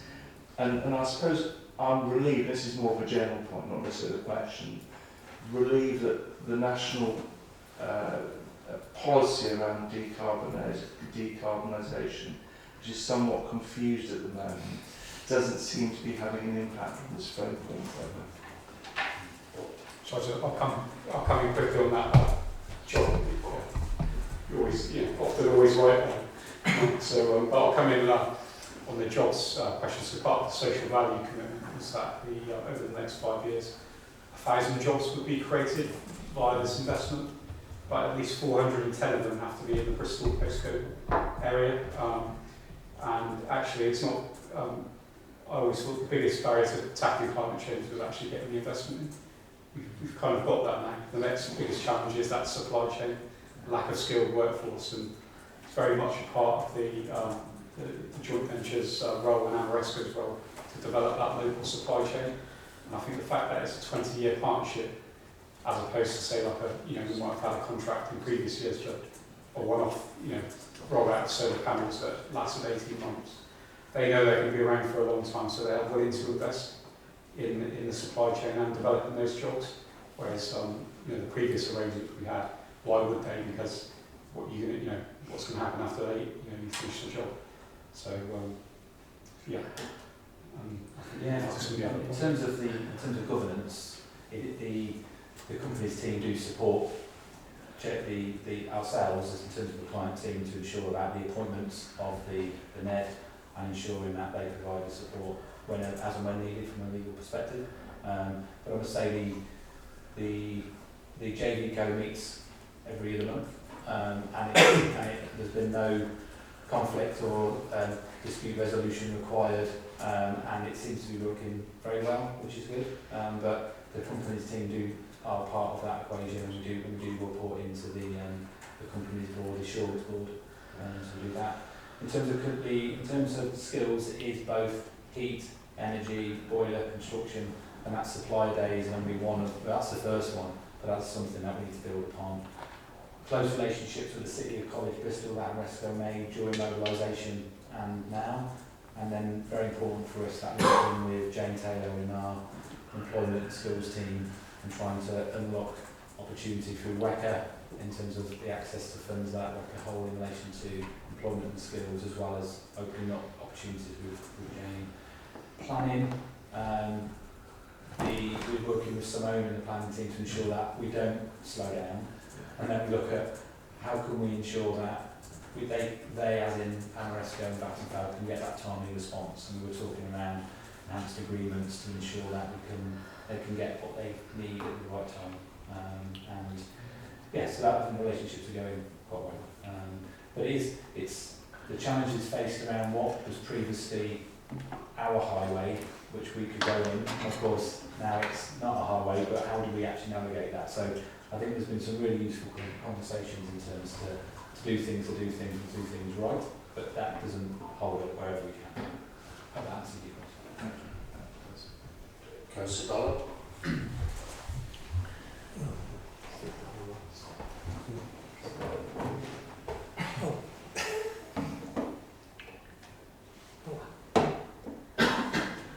One you made earlier. And I got red flashing lights. Does that? Oh, it's come on. There's something about Councillor Dollar and It seems to be.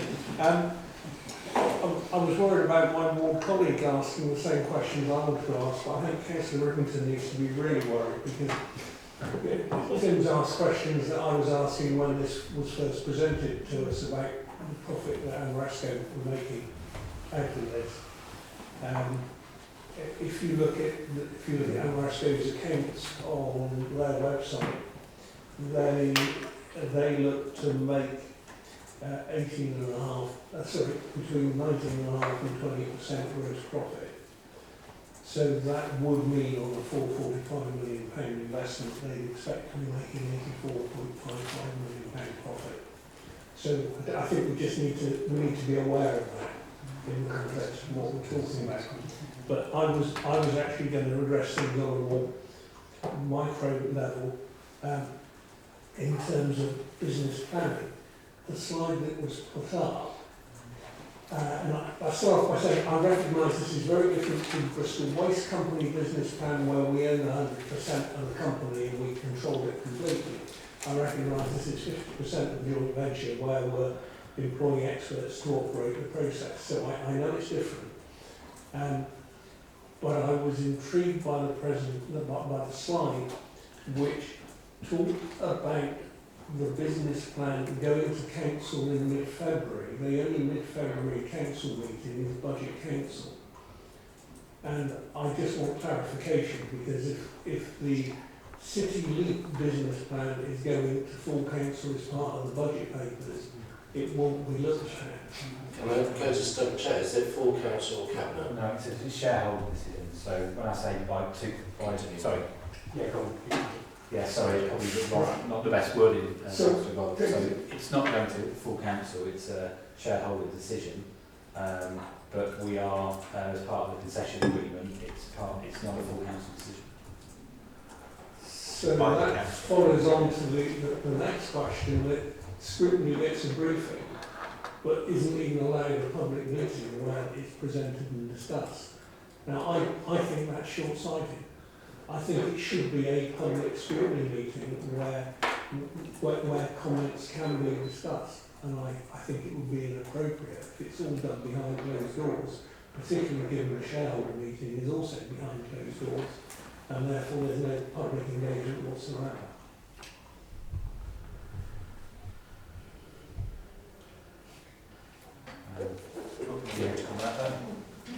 We'll go through the process. Obviously, there'll be the scrutiny process. Let's come back to you, Councillor Gordon.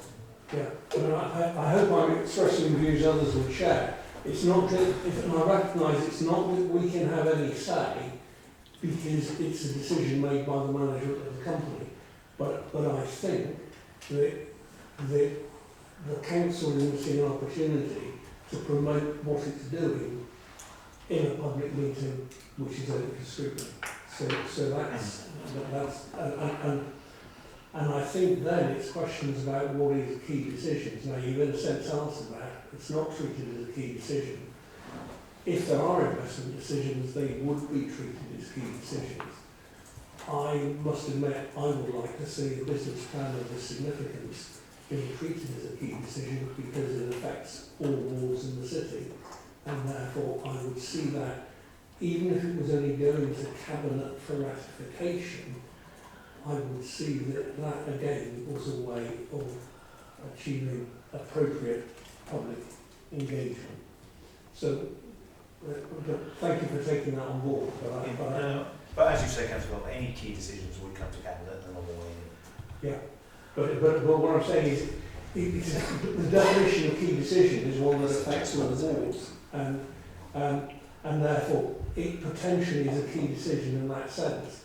And I must admit, my notes weren't thinking along the lines of an interactive map, but that's probably a reflection of my age.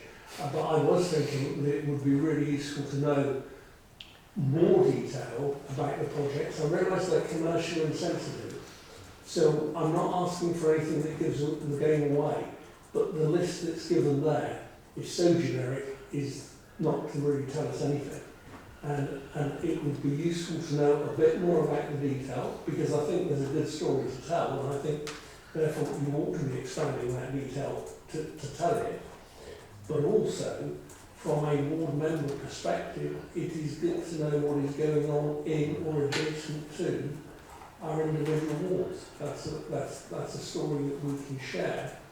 But if it's all done in a slightly secretive way, it's not actually promoting, and I would have seen promoting is a good way of actually tapping up potential sources of other investment as well. Without that, you're not going to be attracting attention as much as you could. Okay, I'll actually respond to that because I think the first thing to say is there are still discussions being held about what's going to be coming in terms of the business plan to Oslo, and how much of that will be in public session and how much will need to be in the Senate session.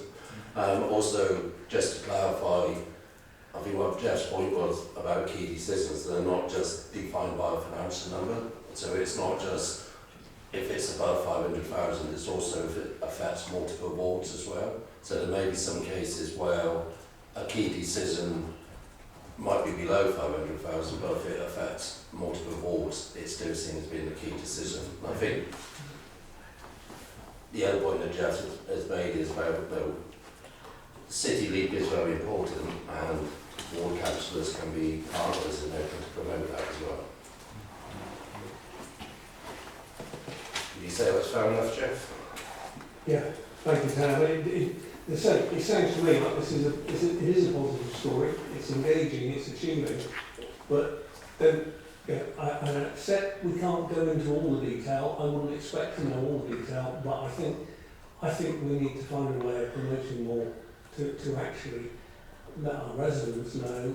And so one is funding in, but the other is making people more aware of the initiatives they might be supporting themselves. So all sorts of reasons to do it more than and also I think what we'll be aware of is as we move into the committee model, we may have to do some things differently. Yeah, well, I think that in that model, where the shareholder decision sits, it's quite key, isn't it, to the company. I've not been on the committees of committees, so I don't know if you've had any discussions about shareholder functions and things like that, but obviously that's going to be quite key to this relationship going forward. Some discussions have been there, but yeah. This is also rather than committee model working group. Yeah. What I will say is that one of the key things about the committee model working group is that no single decision can be delegated to any individual councillor. It has to be, we can discuss in more detail, but that's one of the elements of the committee model. You can't delegate decision making to one individual councillor. Thanks, Jeff. I'm going to move on to your partner in crime, Councillor Steve Smith. Thank you. Thank you for that. I think the first briefing I ever went to as a brand new councillor was about City League, and I've been to several since. And I think, for the first time, I actually understand what it is. I've got one question left that nobody else has asked, but I just want to come and you talked about planning and trying to avoid delays, and I get that, but I get daily emails from my residents who also got time to respond to their planning applications, and I'd be a bit disappointed if I found out that Maresco was drunk in the queue and delaying my residents' planning applications as well. So completely fine. The one question that I still don't quite understand is where the private sector partners are investing in building assets, the heat network is probably the biggest one. More and more buildings are being connected to the heat network. If I live in an apartment in one of those buildings, I can't go and buy my energy on the open market. I've got to buy heat from that point. So, in the absence of competition, what control is there over what they charge me for that heat? That's how they get you a return on their I think regulation will come, but there is no national regulation around heat networks at the moment. So what we've contractually signed up with Vattenfall is the heat trust standard around transparent pricing. And we also say, for example, if you're in a block that's managed by a management company, we ensure that they sign up to those standards as well. So it's then passed on to the residents. So we're in effect kind of the regulator locally until there's national regulation. So is this a kind of, I wouldn't call it Soviet, that's not fair. Are we doing price control here, essentially? There's counterfactuals that it's got to be comparable to and things like that. So there's sort of agreed ways of doing it that the Consumer Protection Organisation, the Heat Trust, are they're saying that we're doing it in the right way. So we're signed up to their standards. But it would help if there was national regulation, because I think heat networks are going to become more prevalent. So we need to ensure that consumer protection legislation is sort of on the books nationally as well. Yeah, thanks. Councillor Graham. No, this is for now.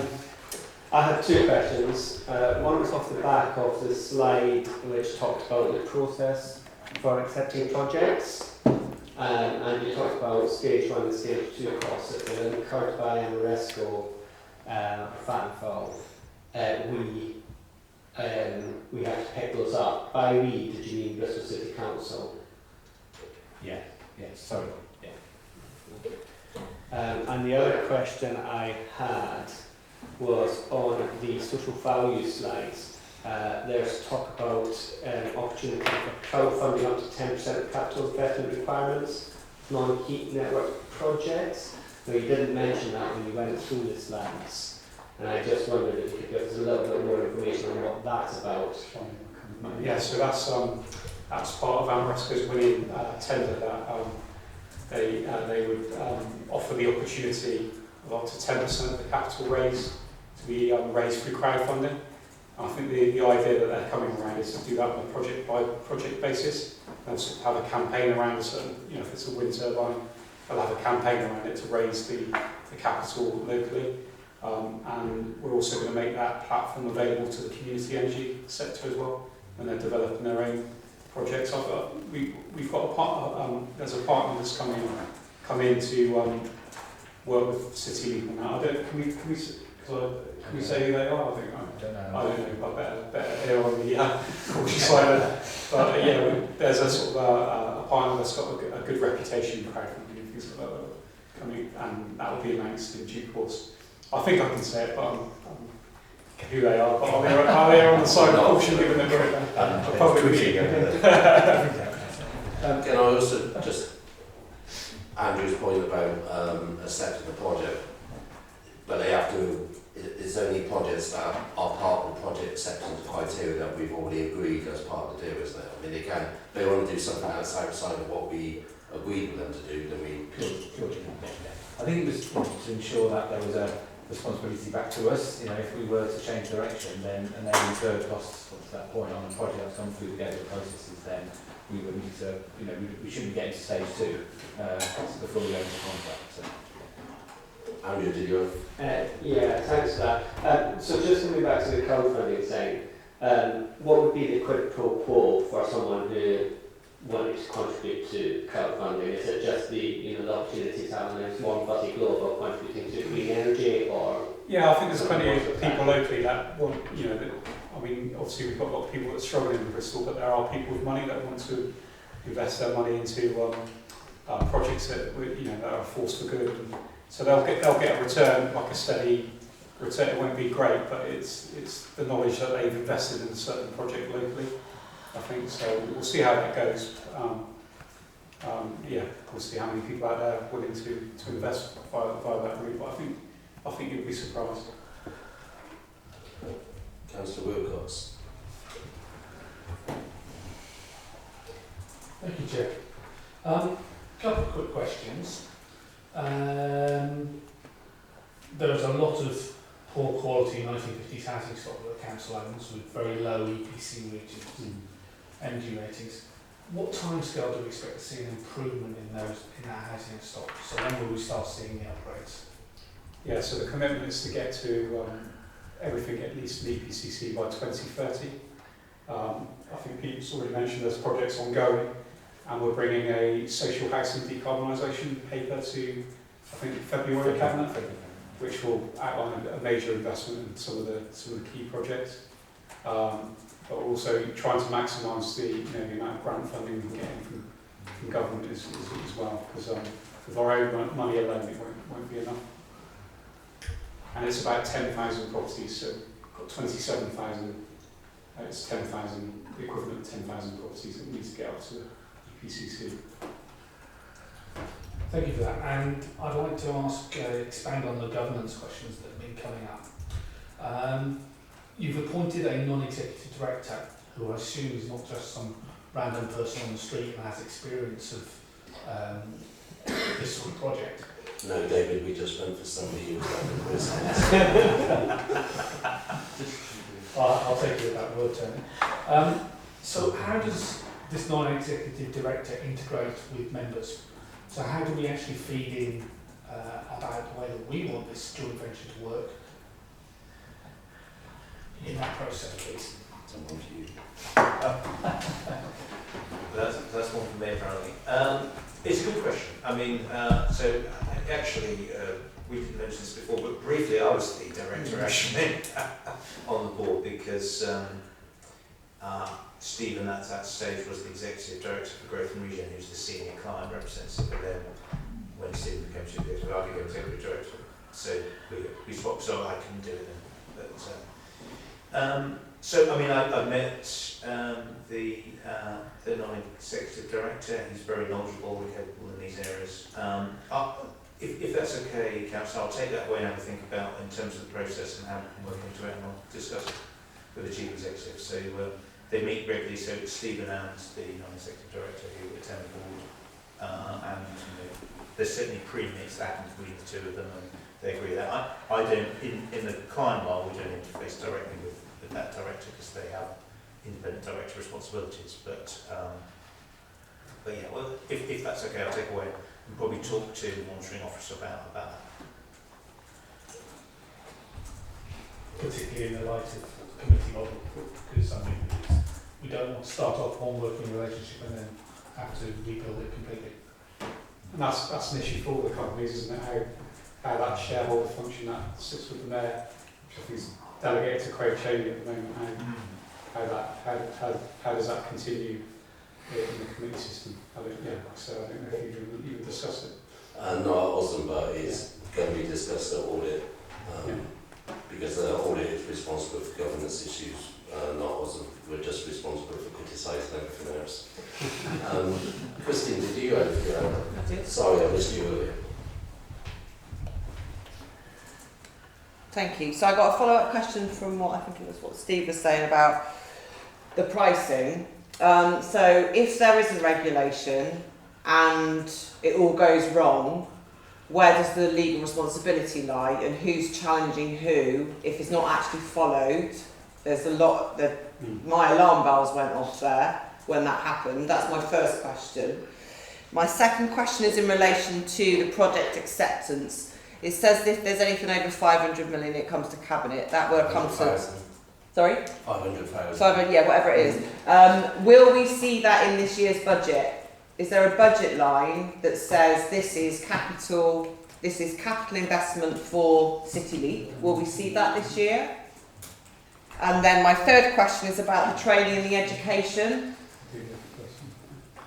It's about the training and the education, because we're talking, I think you said it's construction. What did you say it was? It's construction, it's heat, it's energy, and something else. It's all kinds of jobs, really. So if you think about it, Yeah, but obviously the good jobs. Yeah, you're thinking I'm about. talking about the good jobs. Yeah, so there's going to be loads of good, retro installers of retro, the building fabric. There's What jobs. I'm getting at, Kai, is where those are going to be offered and who's going to be targeted for getting those jobs and how you're going to change those industries so that they're more inclusive and they're less gender orientated. Yeah, so and where that's built in. Yeah, so Bristol City Leads contractually obliged to provide that 410 jobs in the Bristol postcode area. That's either directly or through the supply chain and subcontractors. They've also got the responsibilities around an EDI strategy as well. And we're also working in partnership with existing sort of skills, Building Bristol, the current construction industry scheme that Jane Taylor runs here. But I agree with you, it is an opportunity to change some of the demographics. Absolutely. That you might see in the construction industry as it is now. I think the decarbonisation of the economy and the jobs that come out of it, I think it's a huge opportunity to make sure all those jobs are more inclusive based, both from gender, class, and race. So we're committed to providing those opportunities where we can. And there's a couple of others on that, I think. I was going to say, in terms of, you mentioned about really in the budget, so in terms of there is a decarbonisation capital fund that we have centrally or corporately, and that will be in the budget in relation to that will be carried forward into next year because we're utilising some of that this year. So on the 500k reference, that is in relation to project by project as we go through the year. So the 80 million, for example, in the social housing decarbonisation is in the capital programme. So that would be part of the budget process. So where we've got agreed capital budget, it would be in the budget process as part of where that would sit within the council. But the reference here is linked to projects that are going through project acceptance, where there is a requirement for more than 500k of council money per project would need to go to capital. Right. So just so I'm clear, we won't see these in the budget then. When we start talking about the budget, which we will do very, very shortly, what we'll see is agreed capital budget investment for City, or for whatever it is, probably for City League. But between now and next May, let's say, there could be other amounts of capital, over £500,000 that is committed by this administration going into the committee. Is that a possible scenario? So, shall I pick that up? So, the decarbonisation fund that Pete's referred to is in the capital programme. When we draw that amount down to spending on anything, on any project, then a separate cabinet paper will come saying this is the utilisation of the fund. So, Kai referred to the papers coming in February. Yeah, we had a paper in September, the State Decarbonisation Programme. So that was a £5 million investment from that particular fund, and that had to come to Cabinet for a decision. And we also had some grant funding from government as well. So the HRA one's a slightly different, can't they? Well, they're ring fenced, so you can't have that.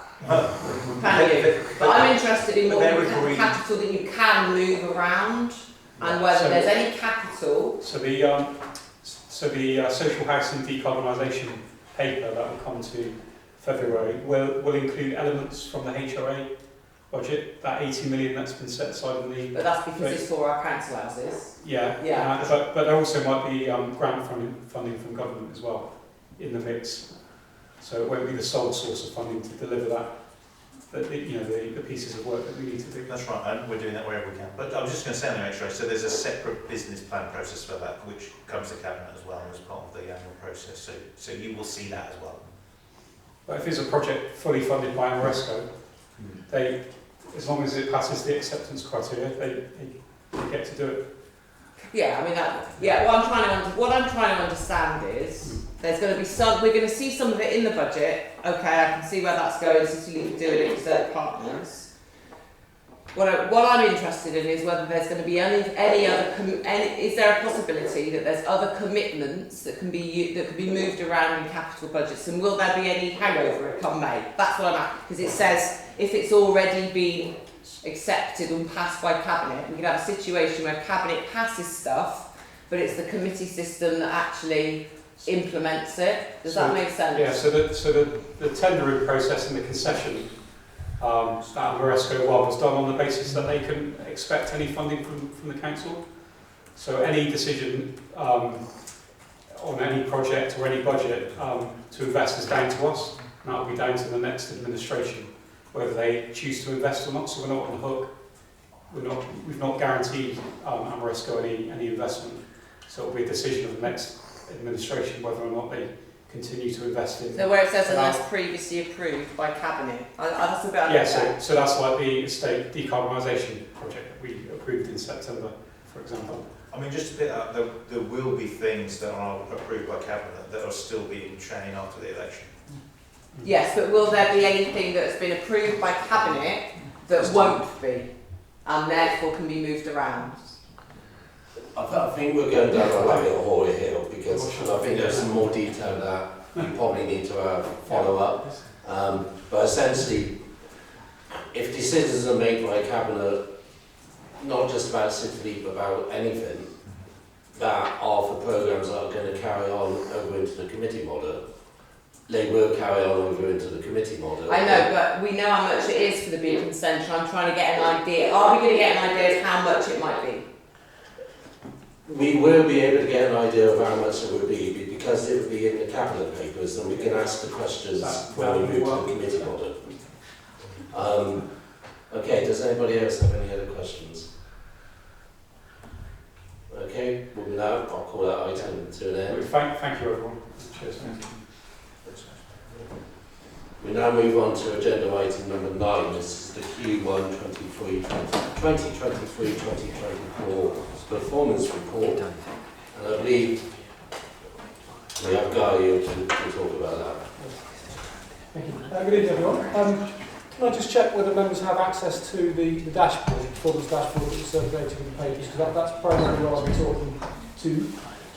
If you're okay with me just going through it, I'll tell you which bits I'm clicking on that I can follow, and of course, if there's any other questions around other parts of it, I'm absolutely happy to take those. Okay, so I'm on the home page at the moment, which has got corporate performance reporting 23-24 across the top. And I'm presenting the Q1 paper. Q1 ran from April to June 2023. And of course, this is the first time that we're using the performance dashboard to replace most of the paper reports that you previously had. Within the papers, there are individual summary reports from each of the thematic things. The dashboard is a place where more of the detail and the narrative and the context can be found. I'm hoping that you will have had the opportunity to perhaps familiarise yourselves with it beforehand, but if not, we can certainly talk through it now, and the dashboard remains available to you, so you can look through it at any time. Okay, as members are aware, the business plan comprises 3 distinct means of monitoring progress and performance, and we look at those across the 7 themes in the corporate strategy, both collectively and individually. And those means that there's 3 of them, as I say. They're the business plan actions. These focus on specific priorities set out in the business plan and are reported as narrative from action owners. They do not have metrics attached to them. And for Q1, 90% of the actions, that's 64 of the 71 in total, are shown as on track or better. The second means is the business plan priority metrics. These are mainly quarterly measures, though not always, but mainly, and they're the ones that the Council has direct responsibility for. And for Q1, 53% of those, that's 28 of 53 in total, are on target or better. And then the third means is the city outcome measures. These are indicators that point towards the health of the city and to which the Council contributes alongside other partners and does not solely own. They're generally slower moving measures with long-term targets, and some will appear in here with data not due. That's because we get the data generally once a year, and some of those come at different times of the year. So if there are gaps in there with NA or data not due, that is the reason for that. And if one looks at the themes, of which there are 7 in total, 6 of those are assessed by the theme leads, the director theme leads, as being on schedule. and there is one that is behind, that being the effective development organisation. That is primarily due to the performance around some of its priority metrics, where 7 of those, or 7 of 11 metrics, are worse or significantly worse than target. On the flip side, and the positive side within the EDO theme, all 12 of the actions are on track. I intend just to highlight a couple of key points around the actions and priority metrics. Of course, happy to take questions as always on any area from members. I should add, however, that as always, I don't always have the answers, and I may have to defer to colleagues within specific areas, and if I do that, I'll follow up in writing as soon as I'm able, if I can't answer the questions this evening. So on the dashboard itself, I'm just going to click on the blue box on the left, which says Click to View Business Plan Themes by Scrutiny Commission. And then I'm going to click through, because that page is just a more detailed view of what I've just talked about, onto the blue boxes on the left-hand side, and I've got actions there. So I'm going to click on that, and a page should come up which says Scrutiny Commission by Actions, and the 7 themes are listed across the top in a pleasingly mostly green and a few amber. So both the healthcare and wellbeing and the effective development organisation themes have all of their actions on track, and 4 of the other themes have all but 1 of their actions on track. A couple of positive aspects to pick out within healthcare and wellbeing is the work to develop and implement the damp and mould action plan. That's progressed very well, and there's a damp and mould policy that sets a framework that shifts the onus from tenants and back to BCC as the landlord. And the policy, I understand, is awaiting sign-off. And a couple of other points just to note on that particular theme is that family hubs were launched in June 23, and also following on from the Ofsted inspection into children's services that took place in January 23. An improvement plan was approved by Cabinet and submitted to Ofsted. Complimentary feedback has been received from Ofsted regarding the scope and the quality of that plan, and progress against the majority of the actions within it are well underway, with links to Our Families Transformation Programme made clear. Elements of delivery for key areas of improvement are being supported by a successful DFE improvement funding bid of £500,000, and actions to improve the recruitment and retention of social workers is a key area of both risk and focus. If I look at the theme that has the most amber, that's economy and skills, and the number 3 in the amber box I'm just going to click on, and that should open up beneath it the particular actions that are behind track. And they relate to visitor numbers to museums still tracking below pre-COVID levels, and increasing access to ultra-fast broadband as part of delivering a digital service to residents, and replacing our call centre telephony platform and delivery of a new channel strategy. So I'll pause on the actions for any questions at this moment, and if not, I'll have to move on to the metrics. Does anybody have place for Massey? Try that one. Try one. Anyone? Big one, yeah.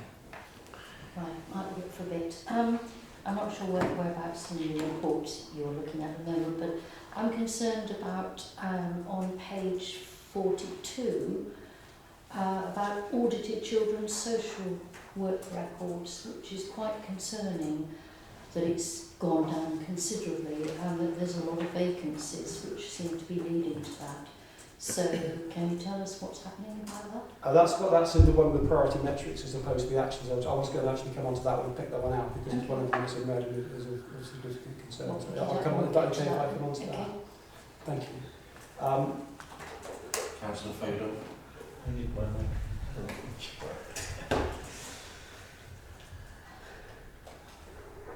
Yeah, thank you. Yeah, the broadband one you did highlight there.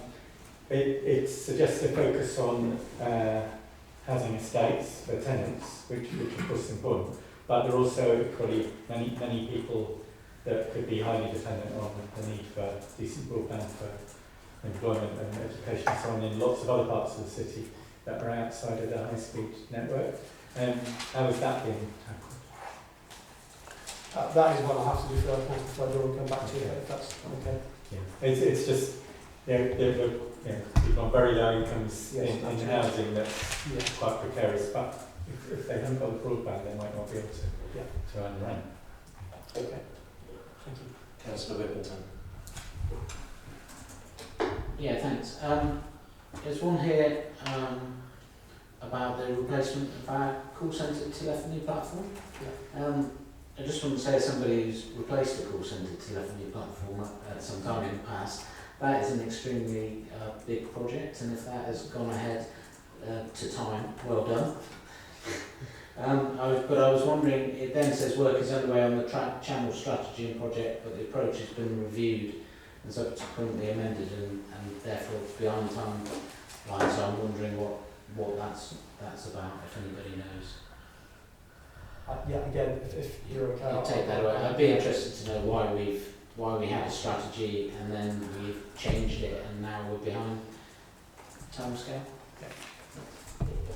Okay, and also I think this is a good time to remind people that at Osm what we tend to do is look at the overview, the scrutiny stuff, and these matrices and so on will come to each of the individual committees as well.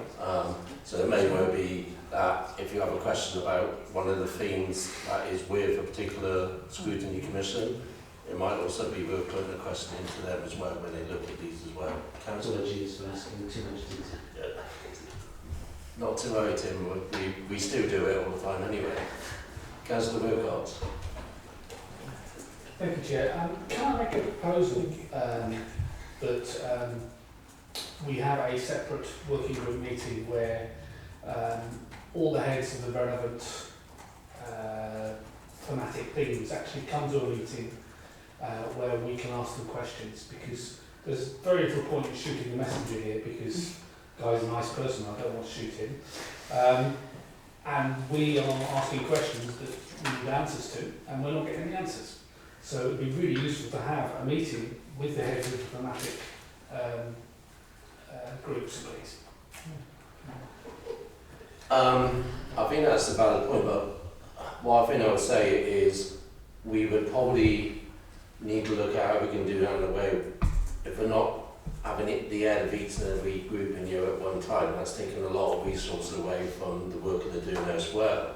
What we could probably do with is identify certain areas where we think there are questions that we as Osman want to ask, and then ask the people responsible for those thematic areas to come through, rather than just, what I don't want to do is invite people along to spend their time in here and then we don't ask them any questions.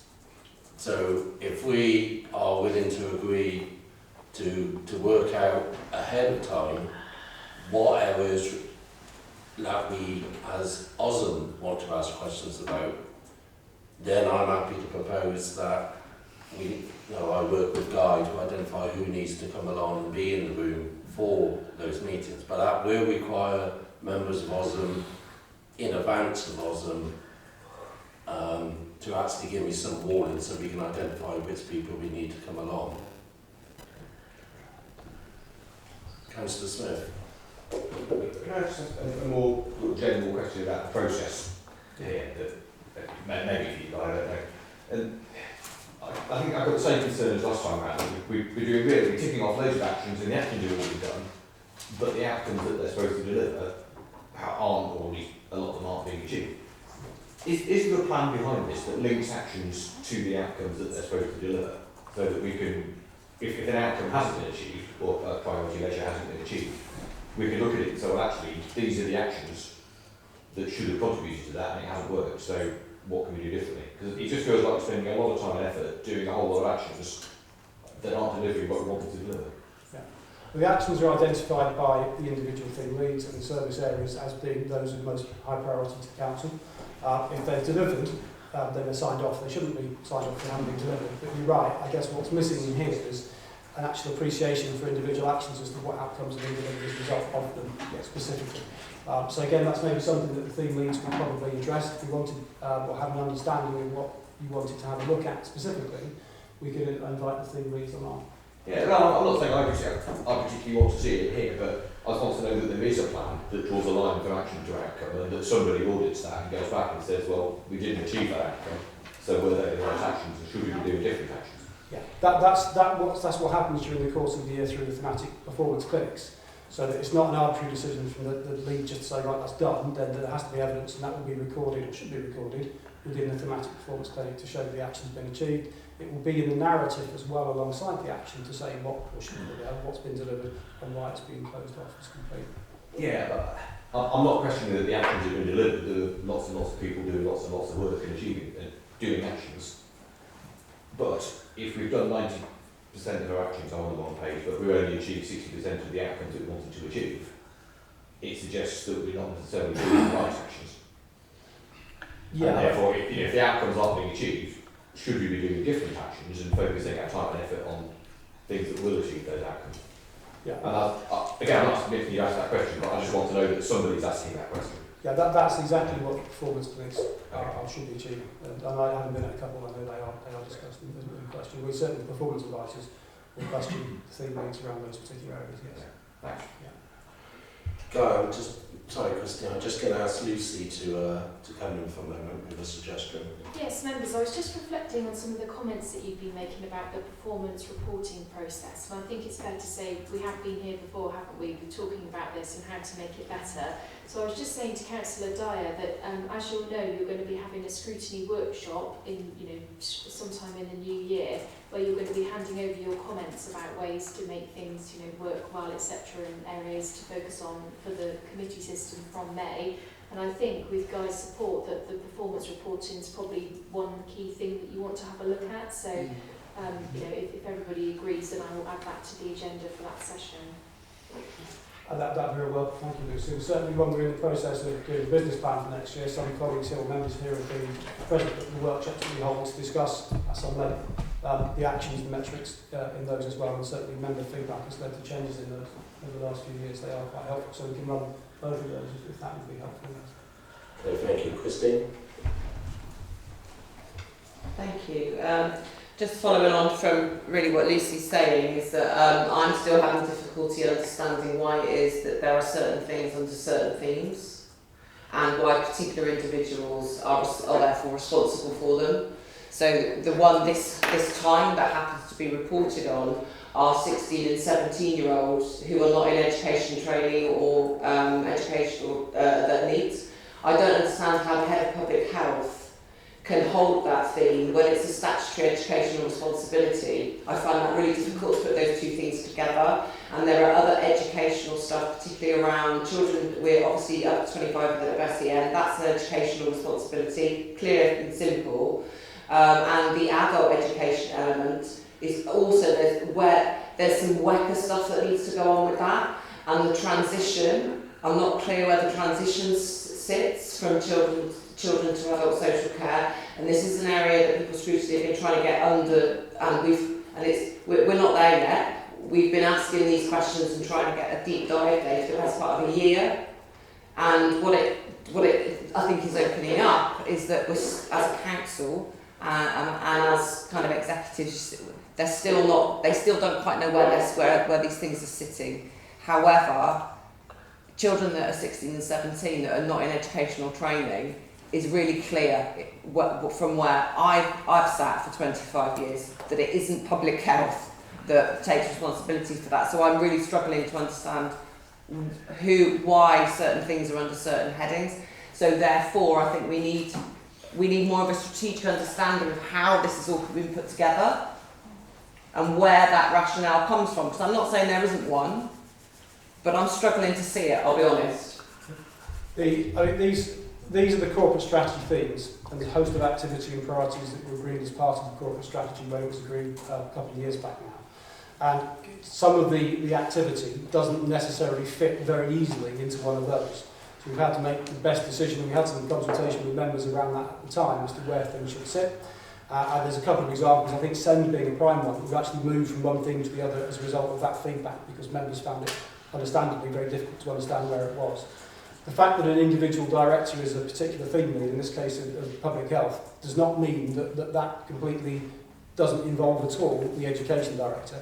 If those particular issues are being discussed in that theme and that performance clinic, then it's within the theme lead's gift to invite and they summon along the Director of Education to discuss that at that particular time. So it's not a shift of statutory responsibility, it's thematic ownership as best it fits. That theme lead can still hold others to account depending on what's being discussed and what's been identified for discussion at those clinics.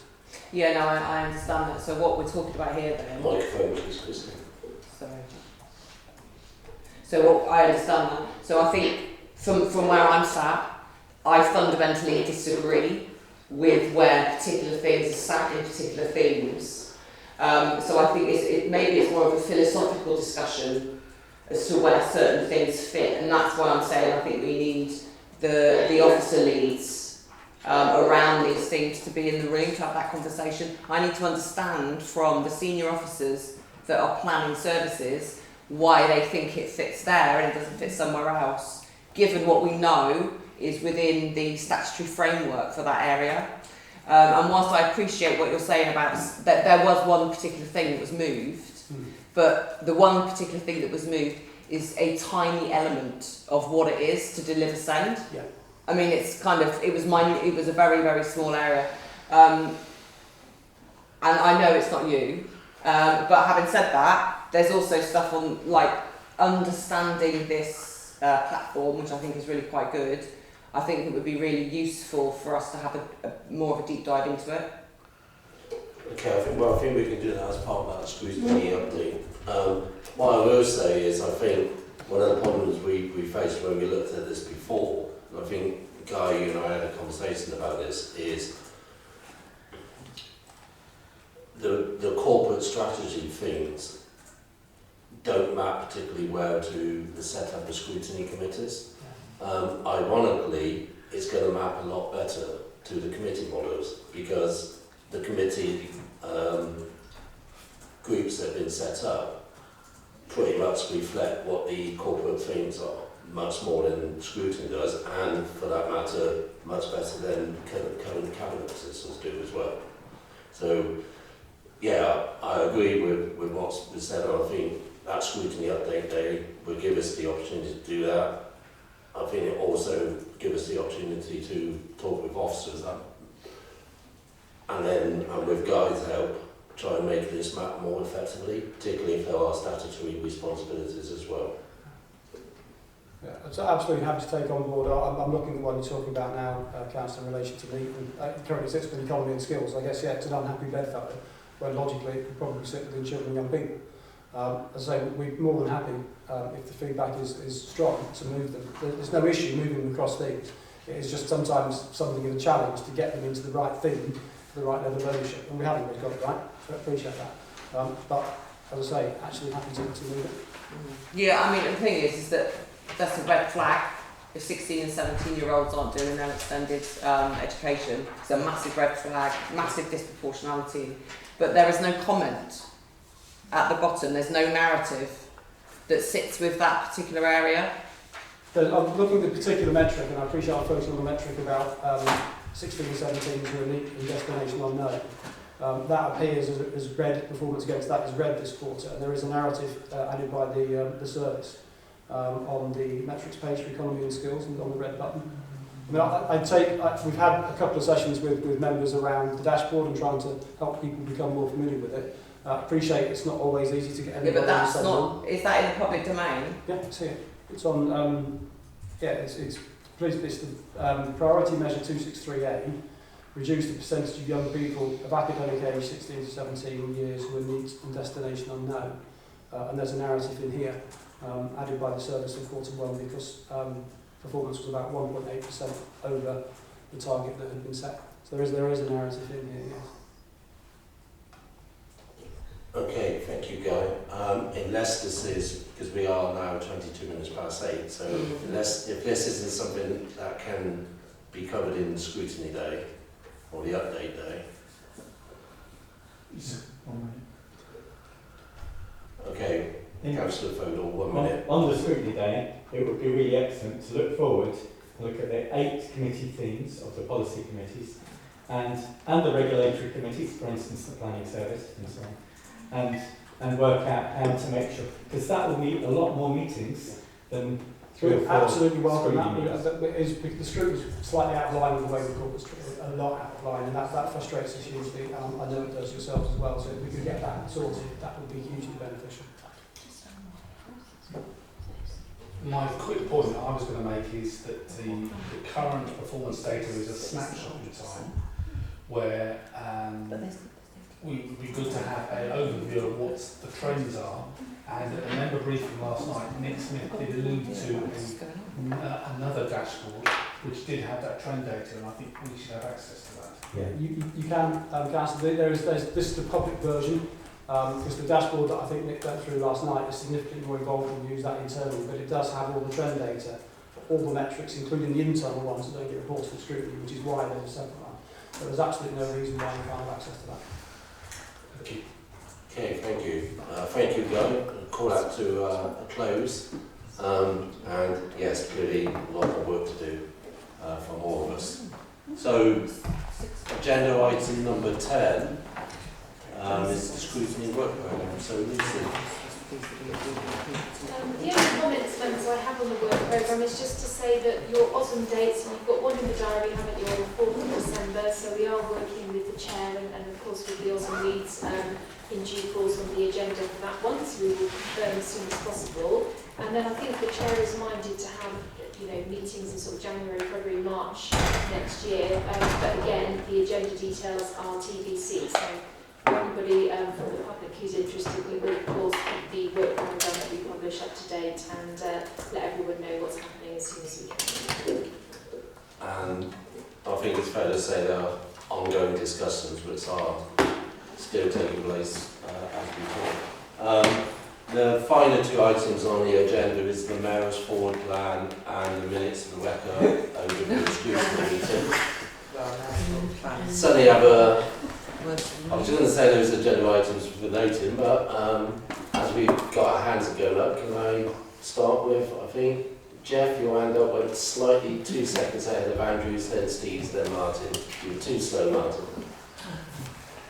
Sorry, I'm already but the forward plan is no longer fit for purpose. We have been talking for 3 years in Leeds meetings, and in fairness, Ben Mosley is totally on side with our concerns.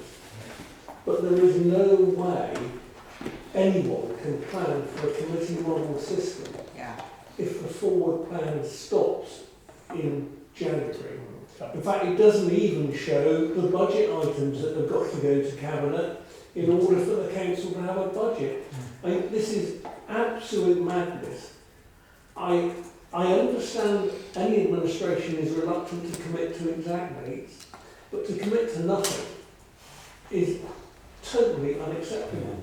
And I'm sorry there is no senior officer here so that we are leaving you and Lucy to relay that. But can I just ask you to relay it in the strongest possible terms, because this is now jeopardising the council's ability to plan and function for the next financial year, and that is not acceptable. Okay, I think I'll go further than that. Jeff, I have not been glad to listen to this, expressed strong verbal concerns about the forward plan. I think I'm now going to have to put that into writing to do that. And I'll share that letter with Osmond members beforehand, because you're absolutely right. If you look at the current forward plan, it's got most of the items I think are either from next week's full council or for the December full council, but I also know there are one item on.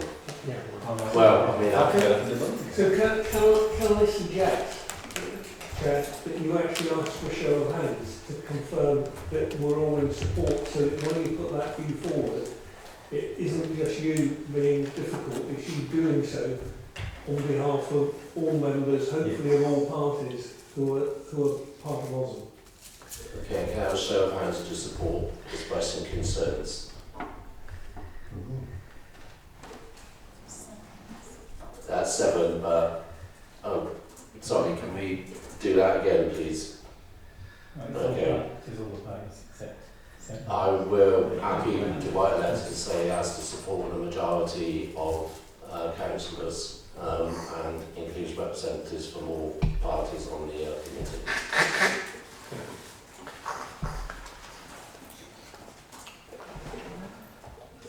Can I just add on that, Chair? As we were repeatedly told by Councillor Dodd tonight that there's a paper coming to February's Cabinet. So there are work plans and workflows out there that just aren't getting relayed to us. Yes, I think I'm going to be regretting that. Okay, if I have nobody wants to say anything further, we also have the minutes of the record overview and scrutiny meeting for noting. But apart from that, I'll now call this meeting to a close. Thank you all very much. I realise it's 8:30, so have a safe journey home.